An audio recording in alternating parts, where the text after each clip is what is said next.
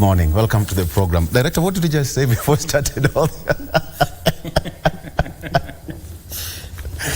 Okay, karibu sana to the program. We have a director here called Fadhili. There's something he said and I think he was so intentional about it. I'm not going to tell you what he said. Okay, but it's related to what we're going to discuss today. Welcome to the program. It's 9th day of November 2023. Today it's not rained in the city. Sijui mali uko iko namna gani. Okay. It's a time for us to enjoy kidogo too. That is happening here in the city. Karibu to the program. This is Good Morning Kenya on a day that the president will be addressing the nation, the second one as per the constitution. That will be happening later in the day at around 2:30 at the bicameral house that is Senate and the National Assembly.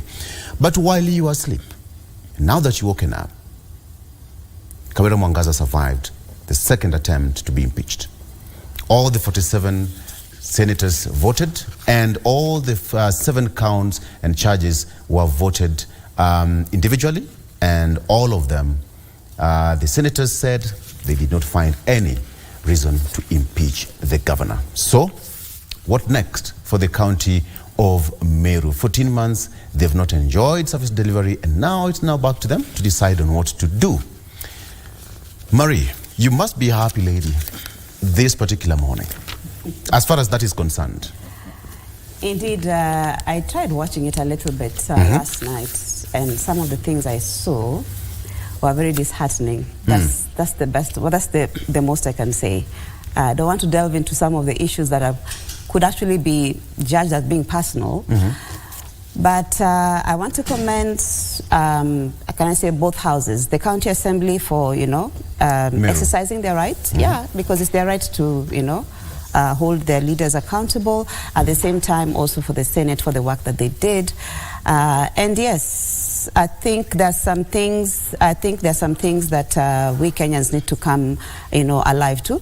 Men and women all together. We do bring some, can I say, benefit in terms of leadership and all that. So we'll be getting into that story very shortly. A very good morning from wherever you're joining us this morning. This is Good Morning Kenya. My name is Marie Yambo, and indeed we have a lot lined up for you in as far as the news is concerned, including that story that Victor has already mentioned. And Victor, you forgot to talk about the gazettement of the new rates. Can I say? Poteza ID ndi ujue. Poteza ID. How much is it now? If you lose your ID, you're going to spend what? 2,000 shillings for replacement. To replace it? A new application is going for 1,000 shillings. I don't remember paying for an ID though. Me too. No. I didn't. Actually, it's free. Before you leave Form 4, I don't know whether it's still happening today, but we had people from the administration coming to the various schools to give you an issue with IDs. Right now it's going to be 2,000 bob. And you lose it, replacement is 2,000. It's upon yourself. You guard it, safeguard it. A passport was 4,500. Yes. And now it's 7,500. It's almost like half the price. Yes. Yeah. I don't know what's going to happen, but those are some of the issues that Kenyans will be wanting to hear from the president as he addresses the nation this afternoon. And one of my colleagues, I don't know, I've not gone through that gazettement, in detail, but said that, Mike, that at the ages getting married now is it 50,000? From I'm not so sure how much it was. It was 30,000. It's been raised to 50 right now. Yeah. So amesema can we stay is the way to go. I saw Kenyans can make fun out of everything, and it's becoming fun. Unasikia somebody saying that can we stay imepata nguvu. So how? Guys, do not try. Don't go that direction. And we've not mentioned that the price of fuel is also just about to go up. So lakini tutavumilia tu. Yeah. But you come stay, bro. don't go that direction. Tafadhali. There is that gazette notice, Marie, just for the benefit of our viewers. Yes.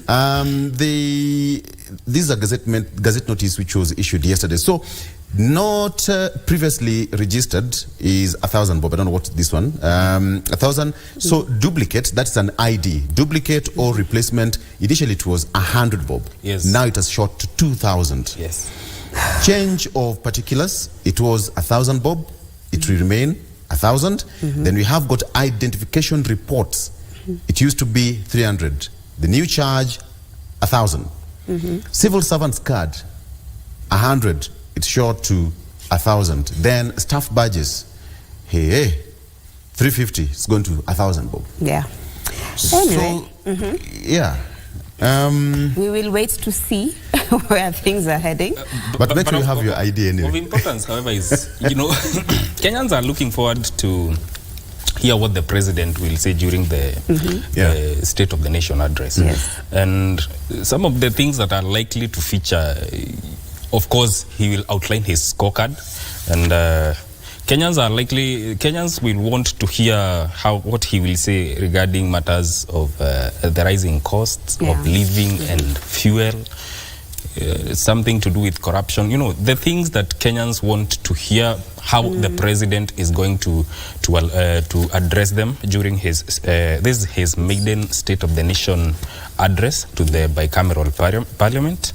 So we'll be looking forward to hear what the president will say, and of course we'll keep you updated on the happenings at the parliament buildings. Good morning and welcome to Good Morning Kenya. My name is Mike Megwe.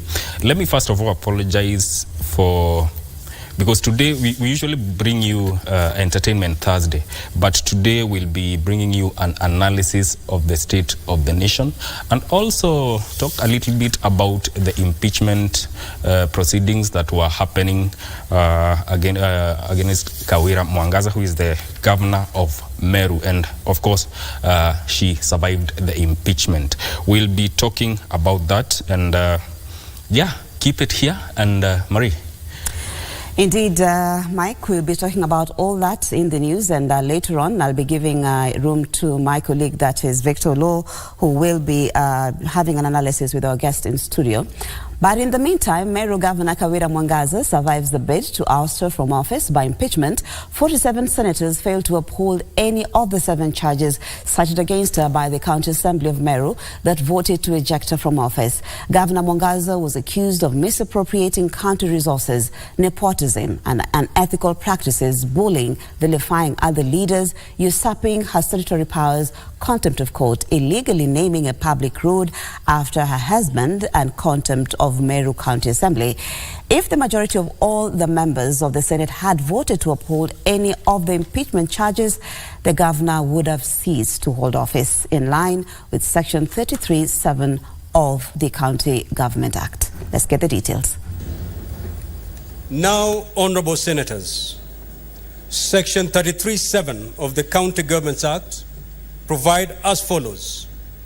If a majority of all members of the Senate vote to uphold any impeachment charge, the governor shall cease to hold office. Honorable senators, the result of the division indicate that the Senate has not upheld any of the impeachment charges. Pursuant to Article 181 of the Constitution, Section 33(8) of the County Government Act, and Standing Order 87 of the Senate Standing Orders, the Senate has failed to remove from office by impeachment Honorable Kawira Mwangaza, the governor of Meru County. And the governor accordingly continues to hold office.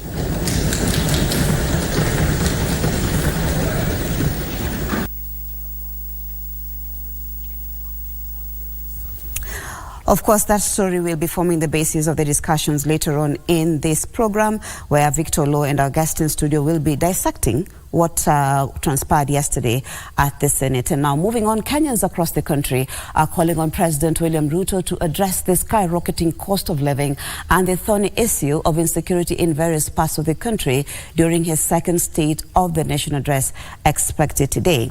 Now this, as a liter of petrol is expected to hit 300 shillings in the coming days. Address the cost of living. That is the message many Kenyans are sending to the president ahead of his address to a joint sitting of parliament on Thursday.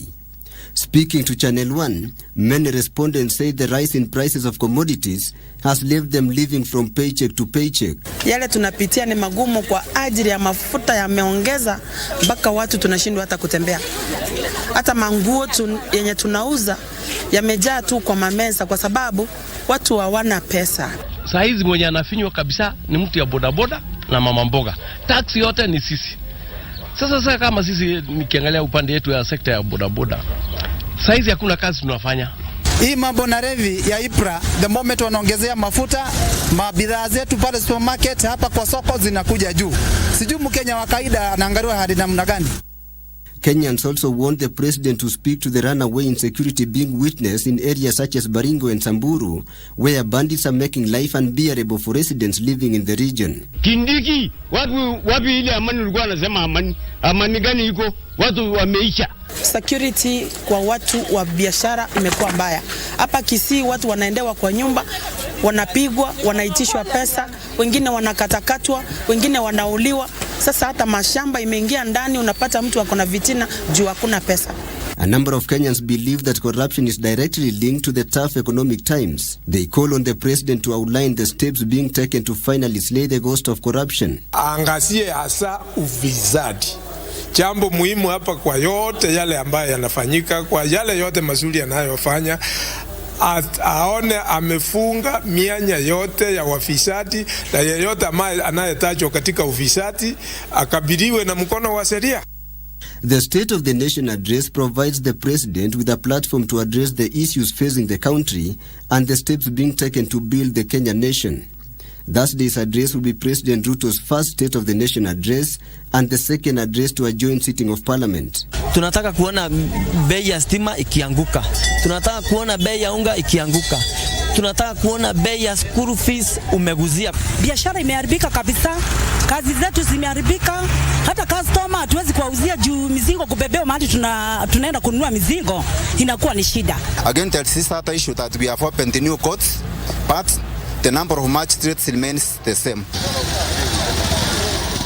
The address also comes amid growing worries that the ongoing rainfall is exceeding the predicted forecast, with many regions, especially the northeastern parts of the country, bearing the brunt of sustained downpours. Many residents in the said areas have been left homeless as flash floods continue to maroon their houses. The weatherman says, though, the amount of rainfall is expected to reduce heading into the weekend. Kenyans should expect more rain in the weeks to come.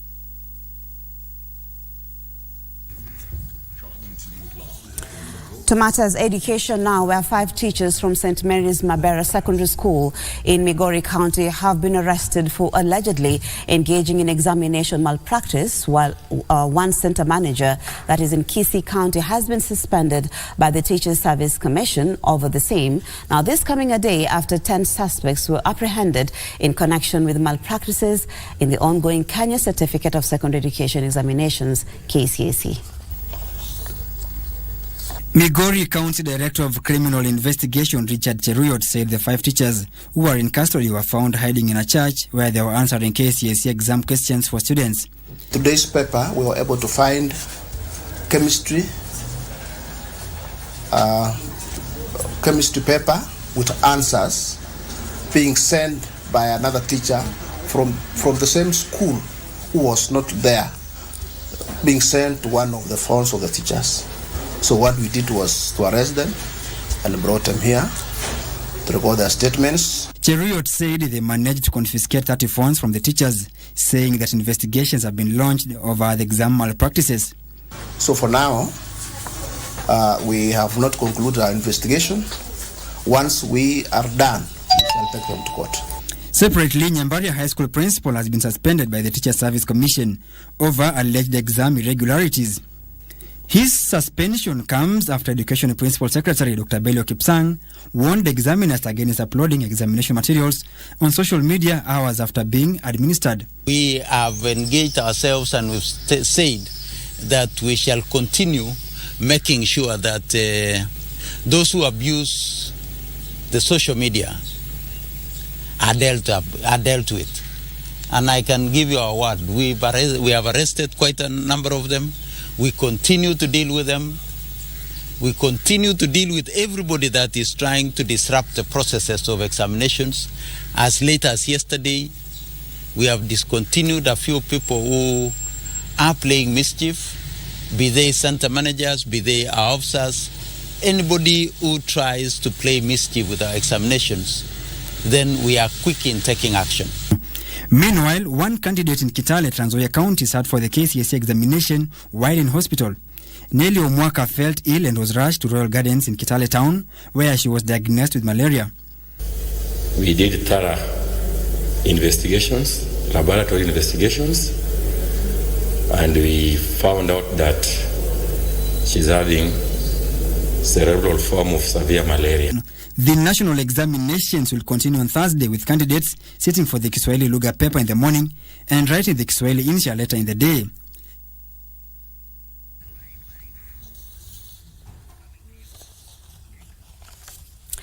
Thank you, Frederick Parsayo, for that report. But still keeping on with the education matters, the government says it has no intention of increasing school fees in secondary and primary schools. The Ministry of Education has instead pledged to ensure timely disbursement of capitation funds and expedite the construction of 9,000 classrooms countrywide to bridge the infrastructural gap in junior secondary schools. Head teachers are meeting in Mombasa to take stock of the progress made in the implementation of policies and reforms in the education sector. Top of the agenda is the competency-based curriculum and the funding of education in primary and junior secondary schools. Education Cabinet Secretary Ezekiel Machogu said the government is working to ensure junior secondary schools are equipped with infrastructure and materials it needs to facilitate learning. We will do 6,000 classrooms because we want to prepare for grade 9 in the year coming also. The year coming, we are negotiating with our development partners. We are likely to do 9,000 more classrooms, such that when we get the year 2025, we will be ready with the classroom. So, musiwe na wasiwasi hapo. To address concerns raised by parents over the cost of education, Machogu says there is no plan to hike school fees. The school fees for boarding schools will remain at the currently approved rates. School administrators will therefore be required to ensure adherence to the prevailing circulars and directives on the matter. The Education Cabinet Secretary said the government has lined up a raft of reforms that will, among others, create junior comprehensive schools, which will be under the leadership of the head teachers. The promotions from P1 to CS 1, 3, 5, Chairman, you should now be able to fast track that. One of the criteria for promotion of teachers, even matters of climate change. We want to bring on board the learners, that they cannot be left alone, they cannot be left behind. They need to participate in matters to do with climate change. They are supposed to do something on mitigation, something on adaptation. As we do the only assessment that we shall be doing in our primary schools next year, the CAPSEA, that we shall allow you to go to the container, pick the assessment, go administer it, and take it back to the container without having to be surrounded by anybody else other than your children. Teachers are also using the 20th annual Kenya Primary School Heads Association Conference to push the government to address the intermittent disbursement of capitation funds. Juni Karisambele from Mombasa County. Thank you, Jenny. Now, Kenya Meteorological Department has said that rainfall is expected to continue over most parts of the country. The weatherman further says that isolated storms are likely to occur in some parts of the highlands east and west of the Rift Valley, the southeastern lowlands, the coast, and northeastern Kenya. Next 5 days, the highlands west of the Rift Valley, the Lake Victoria Basin and the Rift Valley will experience showers and thunderstorms. Northwestern will have a chance of showers over a few places. Highlands east of the Rift Valley, including Nairobi County, northeastern and southeastern lowlands and coast, will receive showers over a few places. The weatherman's report coming as heavy rains continue to pound parts of the country. In Tana River County, the Kenya Red Cross Society rescued 15 children who were stuck in farms as floods wreaked havoc in the region. The children aged below 10 were with their parents on the farms when they were caught by the flood waters that surrounded their farms, making it difficult for them to reach safe areas. Kenya Red Cross Society Coast Regional Manager Hassan Musa said that whereas the area has witnessed rains in the past 3 days, the flooding was largely as a result of water from upstream. He warned those living near River Tana to move to safe grounds as the situation was expected to get worse. And in Busia County, Angurai Division Assistant County Commissioner Ben Kipkorir Birechi has warned victims of floods against selling relief aid items or exchanging them with illicit liquor, popularly known as changa, saying an audit will be conducted. Hiyo tutatembea na bwana Okana hapa na wengine ambao hapa ndani tuone ya kwamba ile mapato ambayo tumewapa nyinyi ifanye kazi. Kama haitafanya kazi tupeleke primary school. He was speaking at Angurai Vocational Training Institute when he accompanied Busia Governor Dr. Paul Otuoma to distribute relief food and iron sheets to over 150 affected families from Teso North Sub-County. Governor Otuoma, on the other hand, called on the National Disaster Committee to release funds to the counties already experiencing floods to mitigate the situation. So we want to urge that National Disaster Committee, please respond and implement ile maneno ambayo tulikubaliana kule Nairobi, because hapa Busia we are already overwhelmed.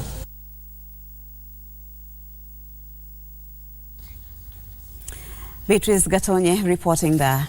To other news, Azimio leader Raila Odinga has supported the idea fronted by Senior Counsel Paul Mwite of a bipartisan approach between the government and the opposition in addressing past transgressions meted on the country's forefathers at the hands of colonial masters. Speaking during the launch of Mau Mau Foundation website and memoir in Nairobi, Odinga says President William Ruto addressed the same concerns with King Charles III during his 4-day visit of the country.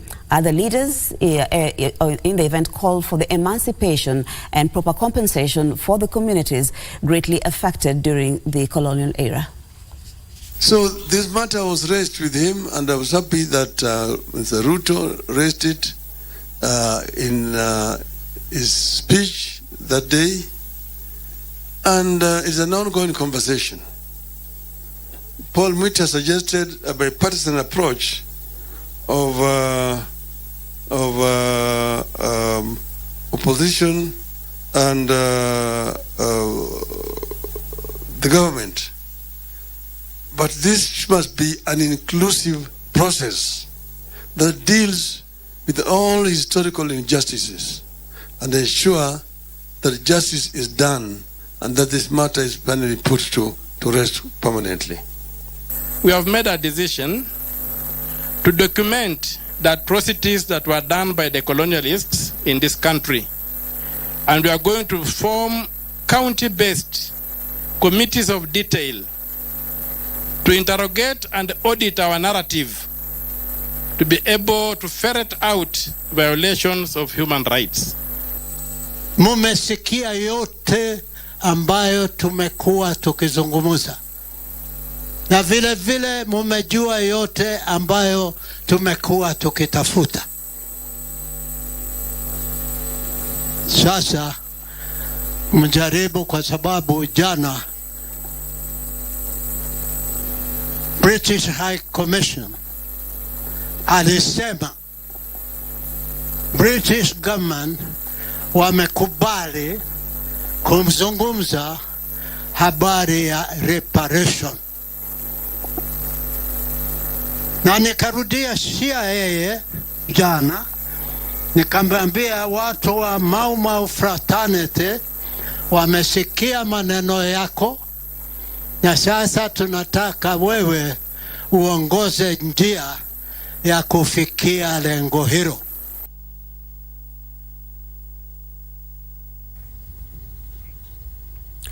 Let's now take a break. I'll be back with more news, including business and sports.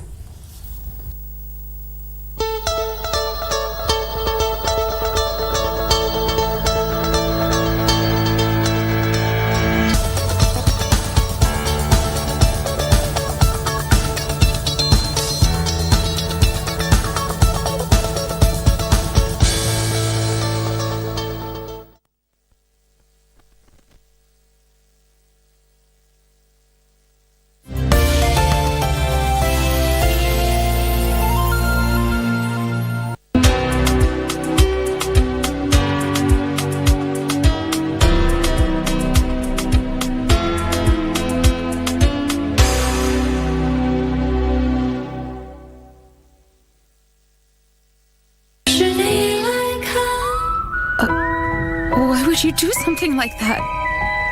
Come on, that cat is my pet. You threw my cat out. I never expected my mom to say that to us. I also thought she was being unfair.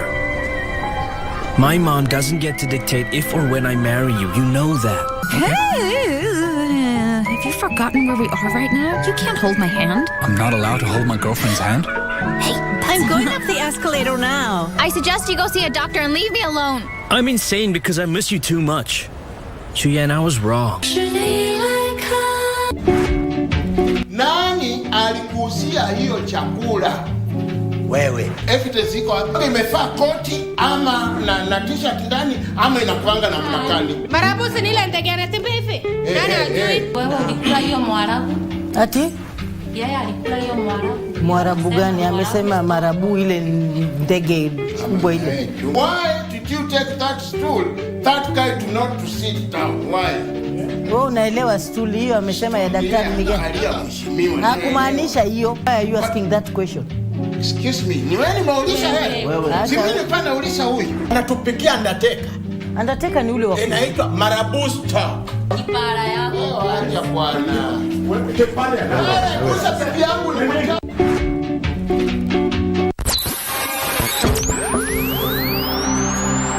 Pindi tunapowasha vifaa vyetu, tunapata fursa ya kutangamana na wasikilizaji wetu. Karibu sana thĩinĩ wa tabarĩra ya Rwiga. Tunapeperusha utangazaji uliobobea katika habari, Nĩ ũndũ wa macio na mangĩ maingĩ, burudani, nĩ harĩa tũkoragwo tũkĩigua nyĩmbo mwaki nyĩmbo hot, na hamasisho la kiroho. Usiachwe nyuma. Jiunge nasi kwa safari ya kufana katika 99.5 FM. Shoro FM.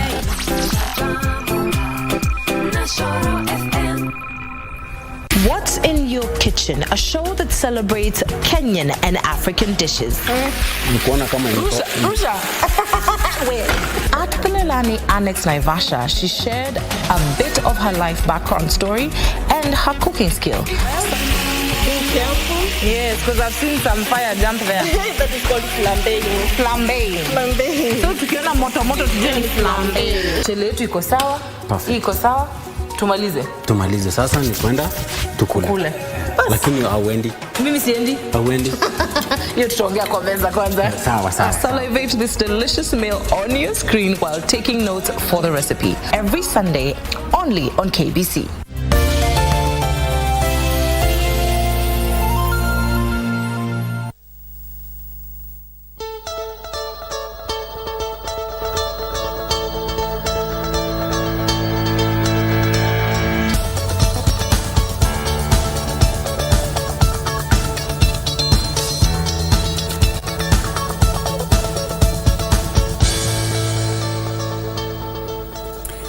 Thank you for staying with us. We continue with the news where Principal Secretary for the State Department for Public Health and Professional Standards, Mary Muthoni, has called for the adoption of data-driven research to boost capacity of Kenya Medical Training Institutes. Speaking at the Kenya Medical Training College main campus, Muthoni emphasized the need for research and data information sharing to enable medical service providers improve service delivery.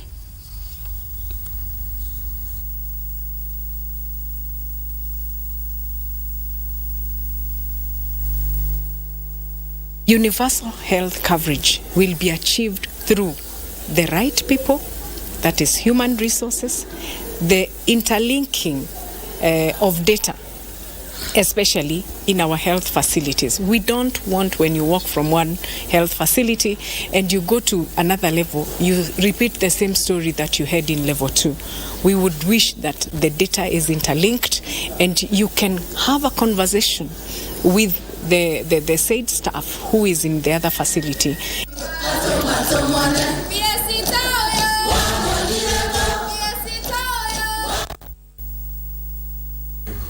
We go to the counties now, where a section of clergy has called on the national government to double down on the trade of drugs in the country.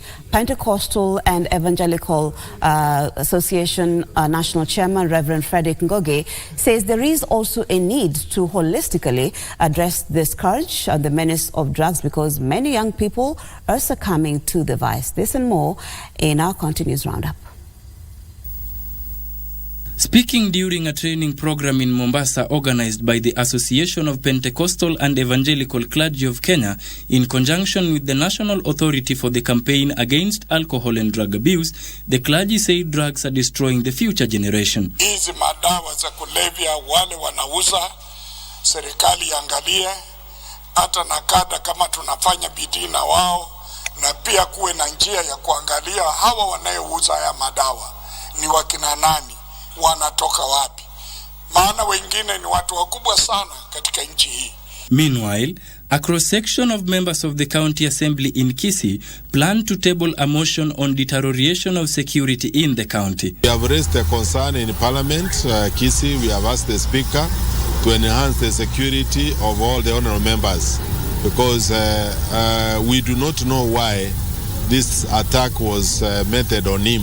Elsewhere, Embu Deputy Governor Kinyua Mugo has confirmed the employment of 75 more nurses in county hospitals in a bid to address the issue of nurse shortage in the county. Ili kwamba UHC ipate kufanikiwa ni kwamba wauguzi ni heri wahusishwe kwa sababu ni wengi na kwamba wana tajriba na wana uwezo wa kuongoza afya mashinani. And the county government of Migori, together with partners, has intensified its HIV awareness campaigns and testing initiatives in the county. Focus our interventions targeting young people, especially during holiday.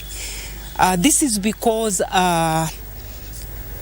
the young people contribute significantly when it comes to HIV new infection. In Laikipia County, a section of residents of Nanyuki town has accused contractors of the government's affordable housing project in the town of sidelining them in employment. Wakati huu mradi itaisha, baadhi ya wenu hapa mtapata manyumba, na hii nyumba si ya wale wanafanya kazi kwa serikali.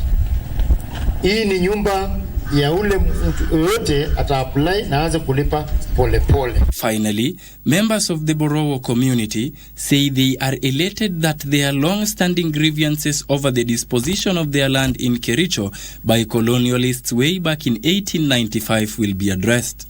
We as Borowo, we want to thank the British High Commission for the consideration they consider us.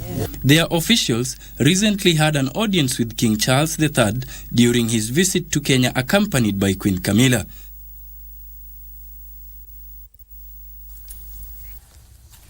Let's look at business now, where Kenya is suing the United Arab Emirates in a bid to strengthen trade ties between the two countries. The Kenya National Chamber of Commerce and Industry says the two countries can strengthen their regional presence through close collaboration and reforming business policies. The Dubai International Chamber Chief Executive, that is Muhammad Ali Lotta, says the city aims to diversify exports to Kenya and use the country to expand its footprints in Africa. Trade ties between Kenya and the United Arab Emirates have been on upward trajectory, growing at a rate of 10% annually. According to the Kenya Investment Authority, the value of import from UAE jumped by more than 90% in 2020, from 92.3 billion shillings to 178.5 billion in 2021. Kenya says it will deepen trade ties with UAE and make Kenya a platform for Emirate companies to venture to the rest of Africa. As a government, and in particular the ministry responsible for investment, trade and industry, that we shall continue to improve the business environment for you, since we believe that you will continue being the engine of economic development for this country. And I want to believe that Dubai Chambers will equally continue being the engine of development in UAE. The Kenya National Chamber of Commerce and Industries and the Dubai International Chamber of Commerce have already inked a deal that sets out a series of cooperative measures, including prospective business missions, study trips, commercial events, trade fairs, and the exchange of business delegations. At Dubai Chamber, we remain committed to actively engaging with government entities, trade organizations, chambers, business associations across the entire African continent to advocate for more favorable business environment and the removal of trade barriers. Speaking during the signing ceremony, the KNCCI President Dr. Eric Ruto said the MOU will concentrate on boosting the bilateral trade and investment information exchange to facilitate trade and investment. We are in process of agreement with the Dubai Chamber. We want to establish a liaison office so that it can be able to help our Kenyan traders to be able to access more market in Dubai, and I'm happy that we have started preliminary discussions with Dubai Chamber. They are going to host us to have Kenya National Chamber of Commerce and Industry liaison office in Dubai. And the second tool that we are looking at is to be able to enhance e-commerce, and I think this is a new frontier that is going to increase seamless export and import of. The Kenya Investment Authority Managing Director June Chepkemoi reassured the Dubai business delegations of Kenya's commitment to facilitating investments. Let's go to sports now, where the national women's under-20 team football team, that is Rising Starlets, held their last training yesterday at the Kasarani Annex ahead of the upcoming first leg, third round of the FIFA Under-20 World Cup qualifier match against Cameroon. The team travels to Cameroon today morning ahead of the match set to be held on Saturday at the State's Amadou Ahidjo in Yaoundé, with a return match set to take place in Nairobi on the 17th of this month. Now, the team qualified for the third round after thrashing Angola 10-1 in the previous round. The aggregate winner of the tie will face the winner of the match between Congo against Egypt. If the Rising Starlets win the round, they gain qualification for the 2024 FIFA Under-20 Women's World Cup to be held in Colombia. Players were gel and ready for the match against Cameroon. So far, hatuna major injury sana kwa major players. Tuko na minor injury but tume release some players, plus tumebaki nao wako good to go.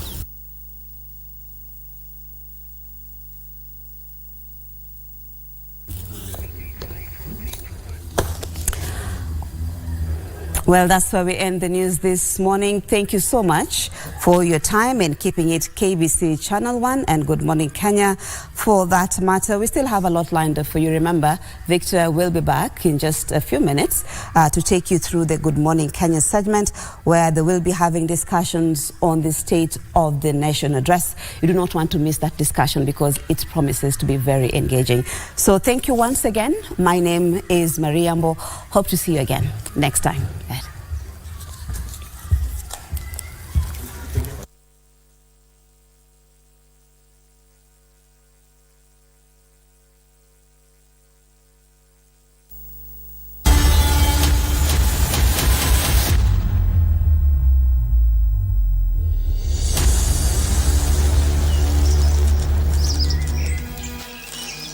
We, acha kulia, utafanya nilie na staki.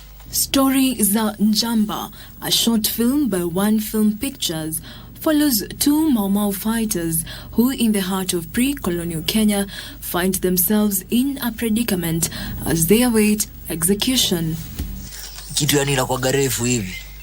With their fleet family on the platform and the British soldier temporarily absent, they engage in a comically earnest conversation about the glorious future they envision for their liberated country in 60 years. Unachikiaje country in like 60 years to come?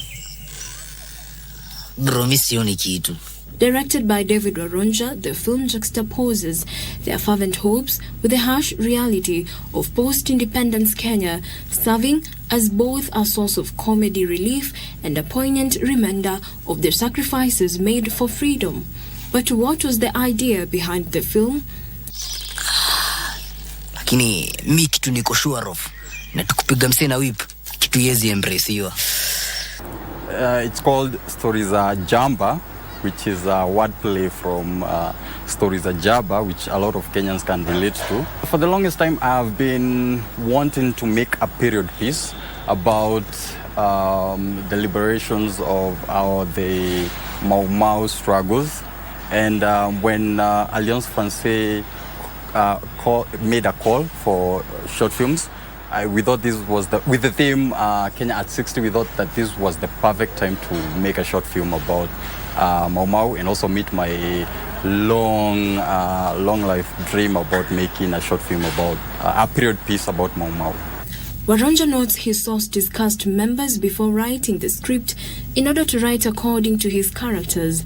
This, he notes, made it easy for the cast members to bring out the characters of the film as needed. The film is made up, it's a two-hander. It's made up of two characters. One is Moura, the other one is Wayaki. They are played by Peter Arare and Lewis Wahinya, respectively. Usually I write for specific people as much as I write for their characters. I know this particular cast and their range and how they are able to deliver. I guess mwenye amefunga hajazoea hii kazi. He's still learning the ropes. As a director, the message that I would love for the audience to get is, one, to remember the sacrifices that were made for freedom and the liberation of our country. I usually find particular humor in everything. So I hope that this short film will be a comedic relief to the current state of our country. Rojo tukinyongo tutabadilisha tribe. Tukwe nini? Wakamba. So the short film is available over at Alliance Francaise smartphone competition. It will also be available on the Kenya Film Commission platform. So it's also on YouTube, so you can definitely go on YouTube, search my name, David Waronja, and you'll get the short film under my catalog. Hii kungoja ukarao manze. It's killing me. Jacqueline Masharia for Cinemas and Theatre. Lakini unajua hiyo iko fiti. Sasa imagine angekuja hapa akupate before tumalize kunipatia hiyo story. Si ungekuwa umeniacha hangi.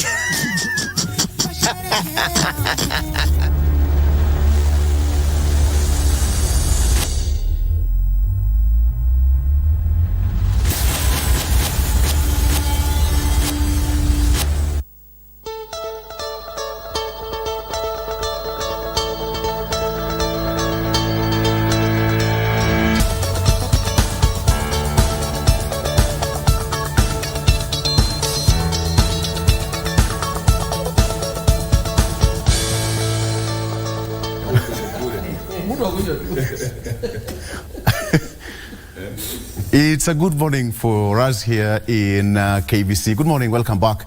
It's now 21 minutes past 7 a.m. And today, being the State of the Nation address, you really want to take a look at what is happening. My guests are already in studio. We'll be taking a look at so many things. The governor of Meru survived the impeachment, the second one in a span of 1 year. So what that's really portend really to the people of Meru. And so far, moving forward, what next for Governor Kawira Mwangaza? We'll be taking a look at that, and the president is also set to address the nation at 2:30 in Parliament. That is what's going to be making a part of discussion this particular morning. What do we expect from the president's address? And generally, what are things like wherever you are? Welcome to the program. My name is Victor Lo. Let me start by welcoming my guests. First of all, gentlemen, I have to say, if you get accused of gender bias, tafadhali, you will protect me. Yes. Who will protect me? I will. You will protect me. Now Thank you. Kawira survived. So it is good to be clear, I will not protect you because I am a firm believer in the 2000 gender parity, and therefore, if you are accused, I will be the accuser. I feel threatened already. I feel threatened. But no pun intended, though. We are here. Gentlemen, thank you so much for coming. Gabriel Kagombe, who is Member of Parliament, Gatundu South, asante sana for coming to the show. Thank you. Next to him is Robert Basil, a gentleman with 2 English names. I asked him, why Robert Basil? We're waiting to hear that, the other one, ile ya government, lakini hatujasikia. It's okay. Karibu sana mheshimiwa. Thank you very much. Wilberforce Mudenyo, how is Funyula? Funyula is okay. With the usual problems. Yes. Of typical Kenyans at this particular moment. Usual problems. Floods. No, there are no floods in Funyula. Floods are in Budalangi and in Ahero. And Wilson Sosion, who is former NAT Secretary General, who once said that examination should be done sometimes in August. Are you familiar with such statement? When it's not raining? Are you really sure whether he said such? But I've seen a trend since yesterday that we should have exams in August. But do you think it should rains. Exam dates should be changed? Of course, what if we have El Nino in August? Let us simply administer exams professionally at any time of the year. Yeah. Perfect. Gentlemen, thank you so much for coming. All right, if you're watching us from home, let me take a quick look on what we have on the traffic before we get into our discussion. Let me start with the capital city. This particular morning, a few minutes past 7 a.m., the capital city so far looking okay. The problem is only along Thika Road. That is coming all the way from Kenya Utalii Hotel, driving all the way past Mudaiga Square there. That's spilling over to Kiambu Road towards the DCI headquarters. But after that, it's moving as you come towards Globe Roundabout. As you come towards Limuru Road, heading towards City Park, because I think there's a construction happening around that place. That's where there's that traffic in this particular area. But you'll have to be patient. How about the western side of the city, all the way from Kangemi down to Westlands Roundabout as you come towards Museum Hill? Looking okay, I think, because of the expressway as you come into the CBD. So far, so good. Now that extends all the way to Mombasa Road. So far, Mombasa Road iko sawa. So if you're coming all the way from those sides of Kitengela, Mlolongo, coming to the CBD, iko tu sawa. How about Outer Ring Road? Looking okay. But that will be affecting part of Jogo Road around Makadara area there, where we have got a bit of some traffic as you come towards the city stadium there. But Langata Road, so far looking okay. They have got a couple of options. You can either head towards Karen, go to Ngong Road, or use the Mbagathi Way, or use even the bypass that cuts inside Kibera as you head towards Ngong Road. So Langata Road looking pretty fine. That's as far as that's concerned. How about Mombasa? Mombasa, good morning, Mombasa. We are taking a look at the main highway here. That is Nyali Road, all the way from Pirate Beach coming into the CBD past Kongowea Market. A bit of some traffic today. That is where the problem is. But so far, so good. But as you come towards the new Nyali Bridge, it's already a mess. You'll have to be very much patient. Watu wangu wa Mombasa, good morning. The Likoni Ferry Channel, the other side of Likoni and the other side of Mombasa now is busy as we speak because of the usual traffic.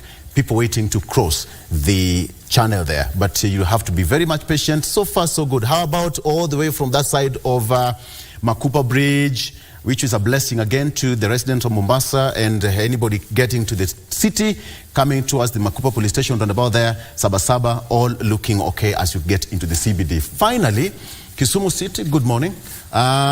So far, looking okay. This is what it looks like as you head outside the international airport there. So far looking fine. How about coming to the CBD all the way from Kondele? We got Gardens coming, that's Kakamega Road, coming to Kondele roundabout, and ultimately the CBD. So far looking pretty okay. So there's nothing much to report. I think because it's still early, but if you need to get out of the house and go up to attend to your business, there's a time for you to leave. We'll be taking a look at what we have later on. Okay.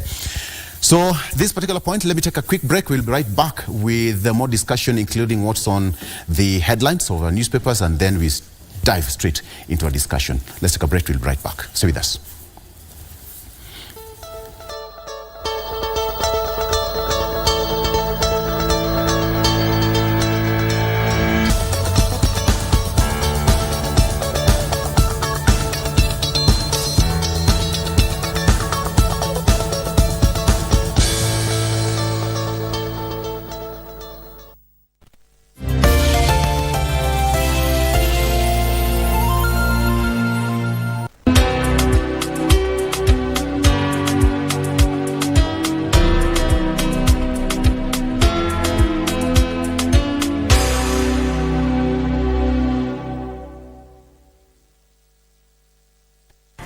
Childhood mortality, or in simple terms, childhood deaths, is an indicator of a society's or a nation's well-being and socio-economic status. From this report again, we see that there is high male-female mortality compared to female.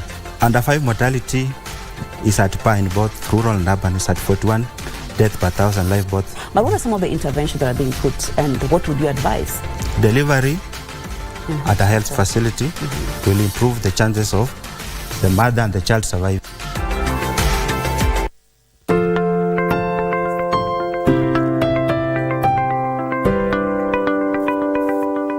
In a world filled with uncertainty, there is one thing we can always count on: the power of compassion and generosity. Every day, families in Kenya face unimaginable challenges and hardships. They struggle to put food on the table, provide shelter for their loved ones, and access basic health care. But today, you have the power to make a difference. By just contributing 1 shilling and 50 cents from your airtime, your generosity can provide access to sanitary pads, nutritious food, clean water, education, and life-saving medical care to those who need it most. To support this cause, please tune in to your favorite radio station under the KBC umbrella for step-by-step instructions on how to subscribe. KBC Helping Hands. Together, we can make a difference and bring hope to those in need.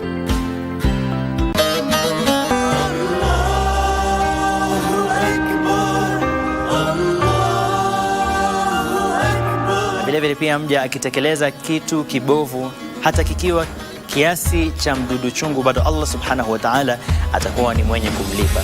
The day of judgment ni siku nzito sana ndugu yangu. Umekiandalia nini hicho kiyama? Lakini kama mikono yako imefanya kitendo cha kuua, ambao ni dhambi mbaya, dhambi kubwa, wewe siku ya kiyama utakuwa pahala.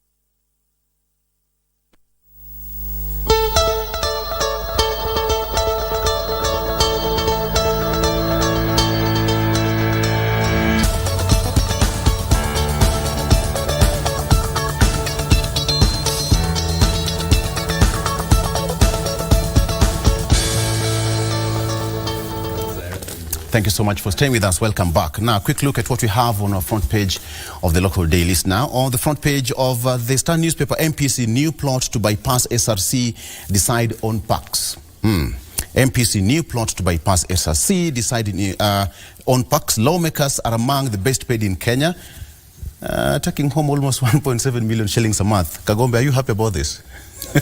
What? Am I happy about the news or about the reality? It's the reality. It is not the reality. I am unhappy about a lot of things. But anyway, you know, Victor, I've told you that you must be very careful when we do, as journalists. And when we say put statements out there, we must be very careful. That is a very misleading statement. And everybody will tell you, because we have members of parliament who do not even have, and you've seen pay slips of even 24,000 shillings. Yeah, so that's very misleading. That's what's on the front page of the Star newspaper. But is there a bill on the floor of the House? On what? It says that the new bill gives powers to Parliamentary Service Commission, but MPs now in new plot to bypass SRC, decide on parks. That story continues on page 4 and 5 of the Star newspaper. Probably just to get a quick read on what it looks like. Lawmakers push to bypass SRC to determine on parks. It says that in a new bill currently before the National Assembly, lawmakers seek to give sweeping powers to the Parliamentary Service Commission. The PSC is chaired by National Assembly Speaker Moses Wetangula, and now this essentially means that if the bill is enacted into law, MPs will be determining their own pay. Do we have such a bill in the National Assembly? I'm not aware of. You're not aware of that? I'm not aware of such. Robert Basil, what do you make of this headline? I think that's a gutter press, because nothing like that has come to Parliament. And if it was there, we would have known. Yeah. And I don't think any member of Parliament would want to do such, because why would you want to undermine the role of SRC? Yeah, because we know that's an independent body. They have a role to be able to define how much each particular state officer is supposed to be paid. So as people's representative, we can't do that. So I don't think that is representing news properly. And whoever wrote such an article should actually apologize for trying to mislead Kenyans. Yes. Okay. Mheshimiwa Mudenyo, Wilberforce. Normally, MPs are normally easy punching bags. And whenever you say anything sensational about MPs, you always get front page coverage. There is no such bill in the floor of the House as of yesterday. Even if there are any such proposals, unfortunately or fortunately, the Constitution is explicitly clear. An act of parliament cannot in any way supersede a constitutional provision. SRC has been mandated in the Constitution to set salaries and any other remuneration of public servants and anybody who draws money from public funds. So there is no single way, no single day, any other body in this country can purport to take the powers and the role of CRC. All right. We need it badly to rein on the high wage bill and misuse of allowances and other benefits paid for those who work in the public service. Perfect. So it will not happen. All right. Mheshimiwa Sossion? I think this has been dismissed by active members. The members of parliament, the active members of the 13th parliament.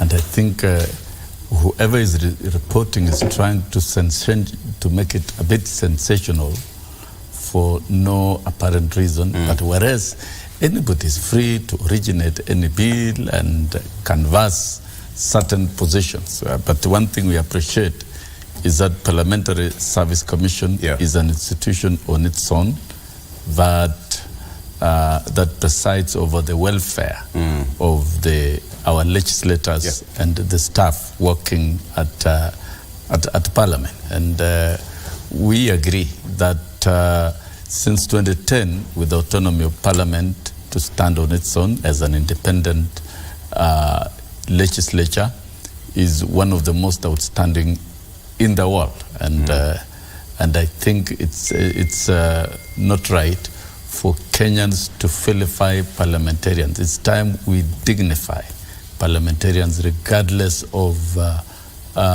political party affiliation. Let's respect our institution, let it exist, let it thrive, and let it be a critical arm of government that represents the people of Kenya.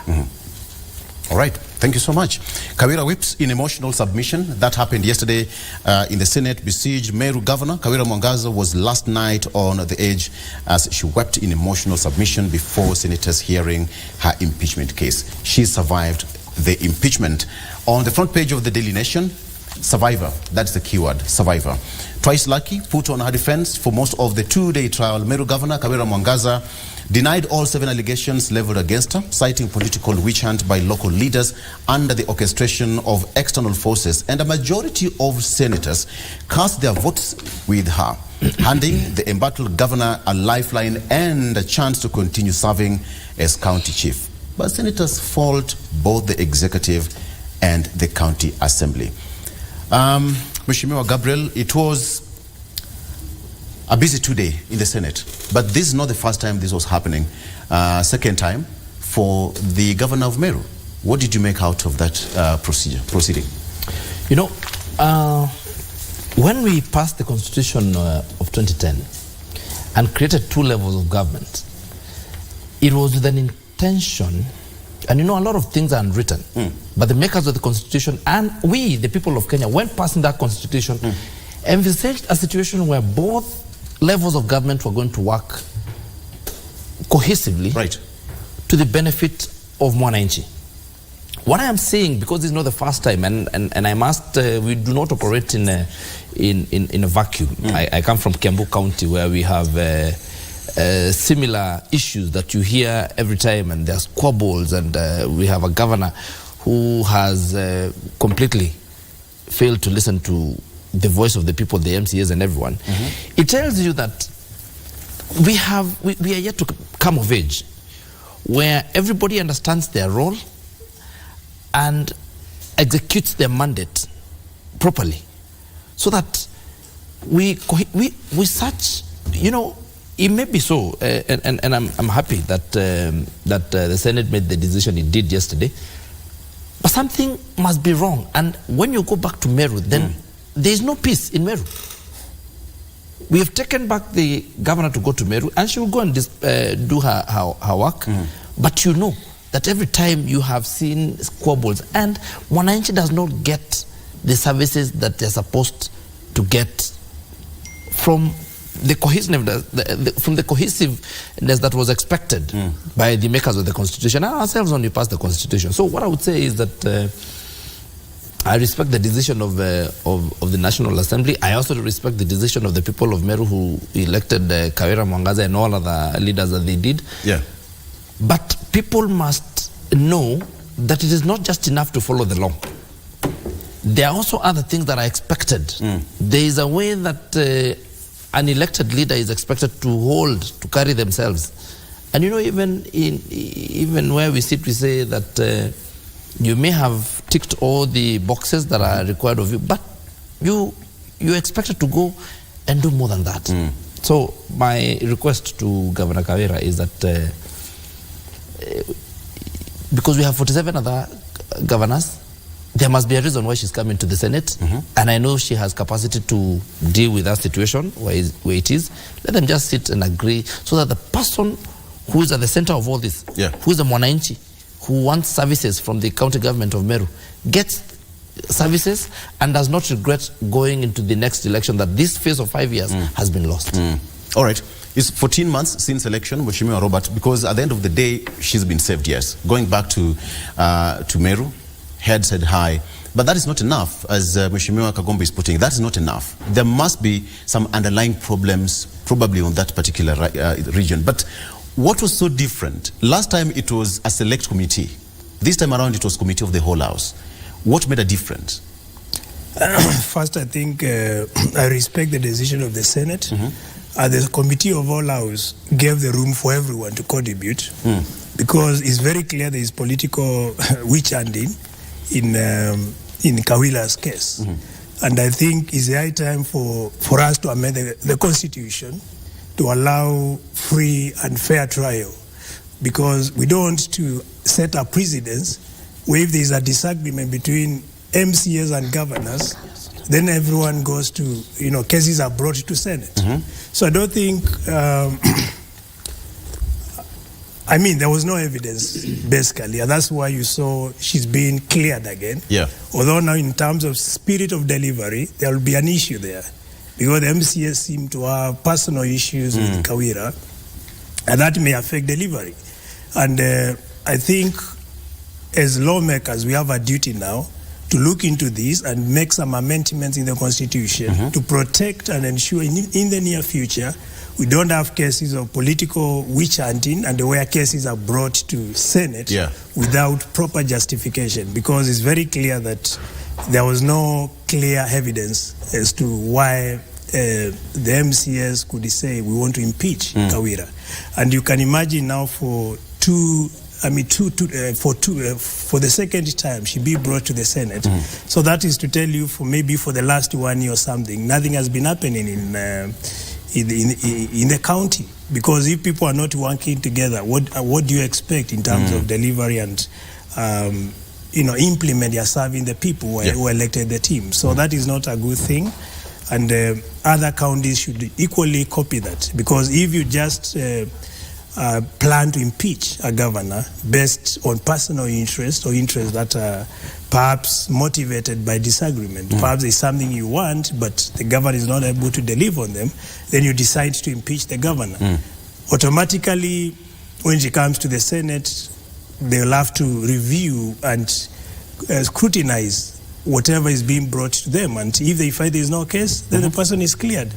And that is not exactly what the citizen would want, because they want people to serve. They want to be served, and you can't serve when you have a disgruntlement at the county level. Thank you so much. Mheshimiwa Wilberforce, at the end of the day, the decision has been made. She's back to work. But now what next? That's the big question now. It's alleged that she's not in good terms with the deputy governor, with the county assembly now. and the entire leadership of the county. So what next? How is she going to sanitize and bring some sanity in that county moving forward? It's a tragedy. It's a tragedy enshrined in our constitution. It's a tragedy enshrined on the process of leadership. Values and morals of leadership at the grassroots. I think the case of the Meru case, I think it might be time. There are three options available. One, both the elected members of parliament, the luminaries in Meru, must sit down to Rincheka, and everybody must sit down with the governor, plus all her opponents, and tell them, well, we have fought enough. It is time to let bygones and be bygones, forge a working relationship. Yes, as a governor, you may not deliver much unless you have the support of the county assembly. They pass budgets, they oversight you, they are the voices of the governor on the grassroots. With that now gone, her level, her ability to work is really compromised. The other way to look at it is to fall to Article 192 of the Constitution. When things became big and untenable, Professor Kivuta Kibwana fell back to this particular article and said, dissolve the county government, let's go for elections. Those who are elected, let's work together. Those who not to be elected will not work together. A special committee was put up, investigated the matter, and said, no, there isn't sufficient ground to dissolve the county government. But the message had already been sent. Because literally speaking, 1 year after the election, any member of parliament, any member of county assembly, going back to face the people will feel the backlash. In view of the current situation now, most of us even who are seated there, and most of them, if we went back for elections now, with this hard economic time, we will go home. Are you talking about the backlash? Talk about yourself. No, he's talking about Funyula. I can assure you he's not talking about... They might not agree, but I'm telling you, those MCS will face the backlash of the people of Meru. So it will be like now here, we can put our head on the chopping board and all of us will go. In an election, my friend, it's quite expensive. It's quite unfair because the president had talked about it. The president visited Meru. The deputy president actually tried to intervene. But there was no sanity that came out of that until they had now to get before the Senate. Sometimes... But you know, Victor, there's something that Dr. Oundo has just said. Right. That elections are expensive. I don't know why you want to brush that and just let it pass. Why are elections expensive in Kenya? Okay. Because that's a fact. He's just said a fact. He stated a fact that elections are expensive. Why are elections expensive in this country? It started with... I think it's a debate for another day. You need to call us and come and discuss the cost of elections. That one we can come on another day. But we need to establish why. Digress from the issue here. Yes. But honestly speaking, at the end of the day, the Meru people themselves now have to make a decision. Do we continue the squabbles amongst our leaders or not? Do we get to a point we tell our leaders, we are fed up with your noise, we are fed up with your pettiness, we are fed up of your jealousy, we must move to the next level. Right. The 1 year is lost. So it is time now. Actually here is a question. Yes, I know the president ought not to interfere with the county government affairs. I know some levels ought not to interfere. But for the benefit of the people of Meru, here you have just to call and read the Riot Act.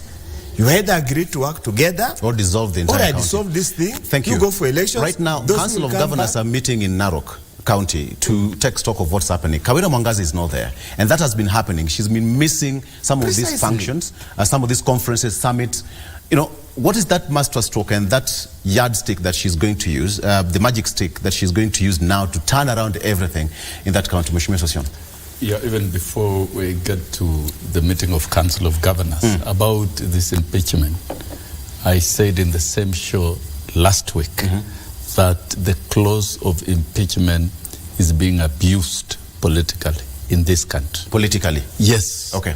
And it manifested itself yesterday. We saw the 7 judges and I watched the entire process the whole of yesterday to the very last minute. And we implored on the Senate to apply enough wisdom on this matter.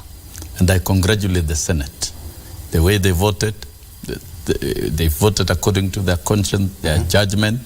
I think more than any other impeachment motion, this one was well executed, and the Senate did what they ought to have done. The same way they did with the CIR county government impeachment of the deputy governor. And if you look at the Mwangasa case, it's about the deputy governor who was her running mate being prepared to be the next governor. And you could see in some sitting where he was given a fly whisk and made to sit on a stool. And really look at that in terms of governance. That's insubordination. And we saw a lot of details about Meru. Very ethical issues that are not supposed to be part of the national culture and ethics of this country. So I would say, in short, these impeachments are being misused. And it is motivated by the success of impeachment of Mike Mbovi Sonko, the governor of Nairobi, by the previous administration, because impeachment was weaponized by the Jubilee administration previously, and Ferdinand Waititu, the governor of Kiambu, it was also weaponized, and he was, and this undermines the right of the people to elect their leaders. The members of parliament here are subject to recall clause. It is there in the constitution, though that has not been used, has not been applied, probably because the positions of members of parliament are not as lucrative as these ones of governors. And we have seen the focus on either governors being impeached or deputy governors being impeached. As a person who believes in the principle of one man, one vote, it is time we review this impeachment provision so that it is subject to the people who elected that person. So that is not a matter that is ordinarily finished and decided at the Senate. It should be that the people themselves who elected the governor or deputy governor can go back to the vote and decide whether they are removing the governor or not. But had Mwangasa's removal succeeded, it would have been the beginning of a big bandora in devolution. This would have spread. It would have been a misery go-round thing around many governors. Many governors are on the queue for the same. But I celebrate what happened in Makueni.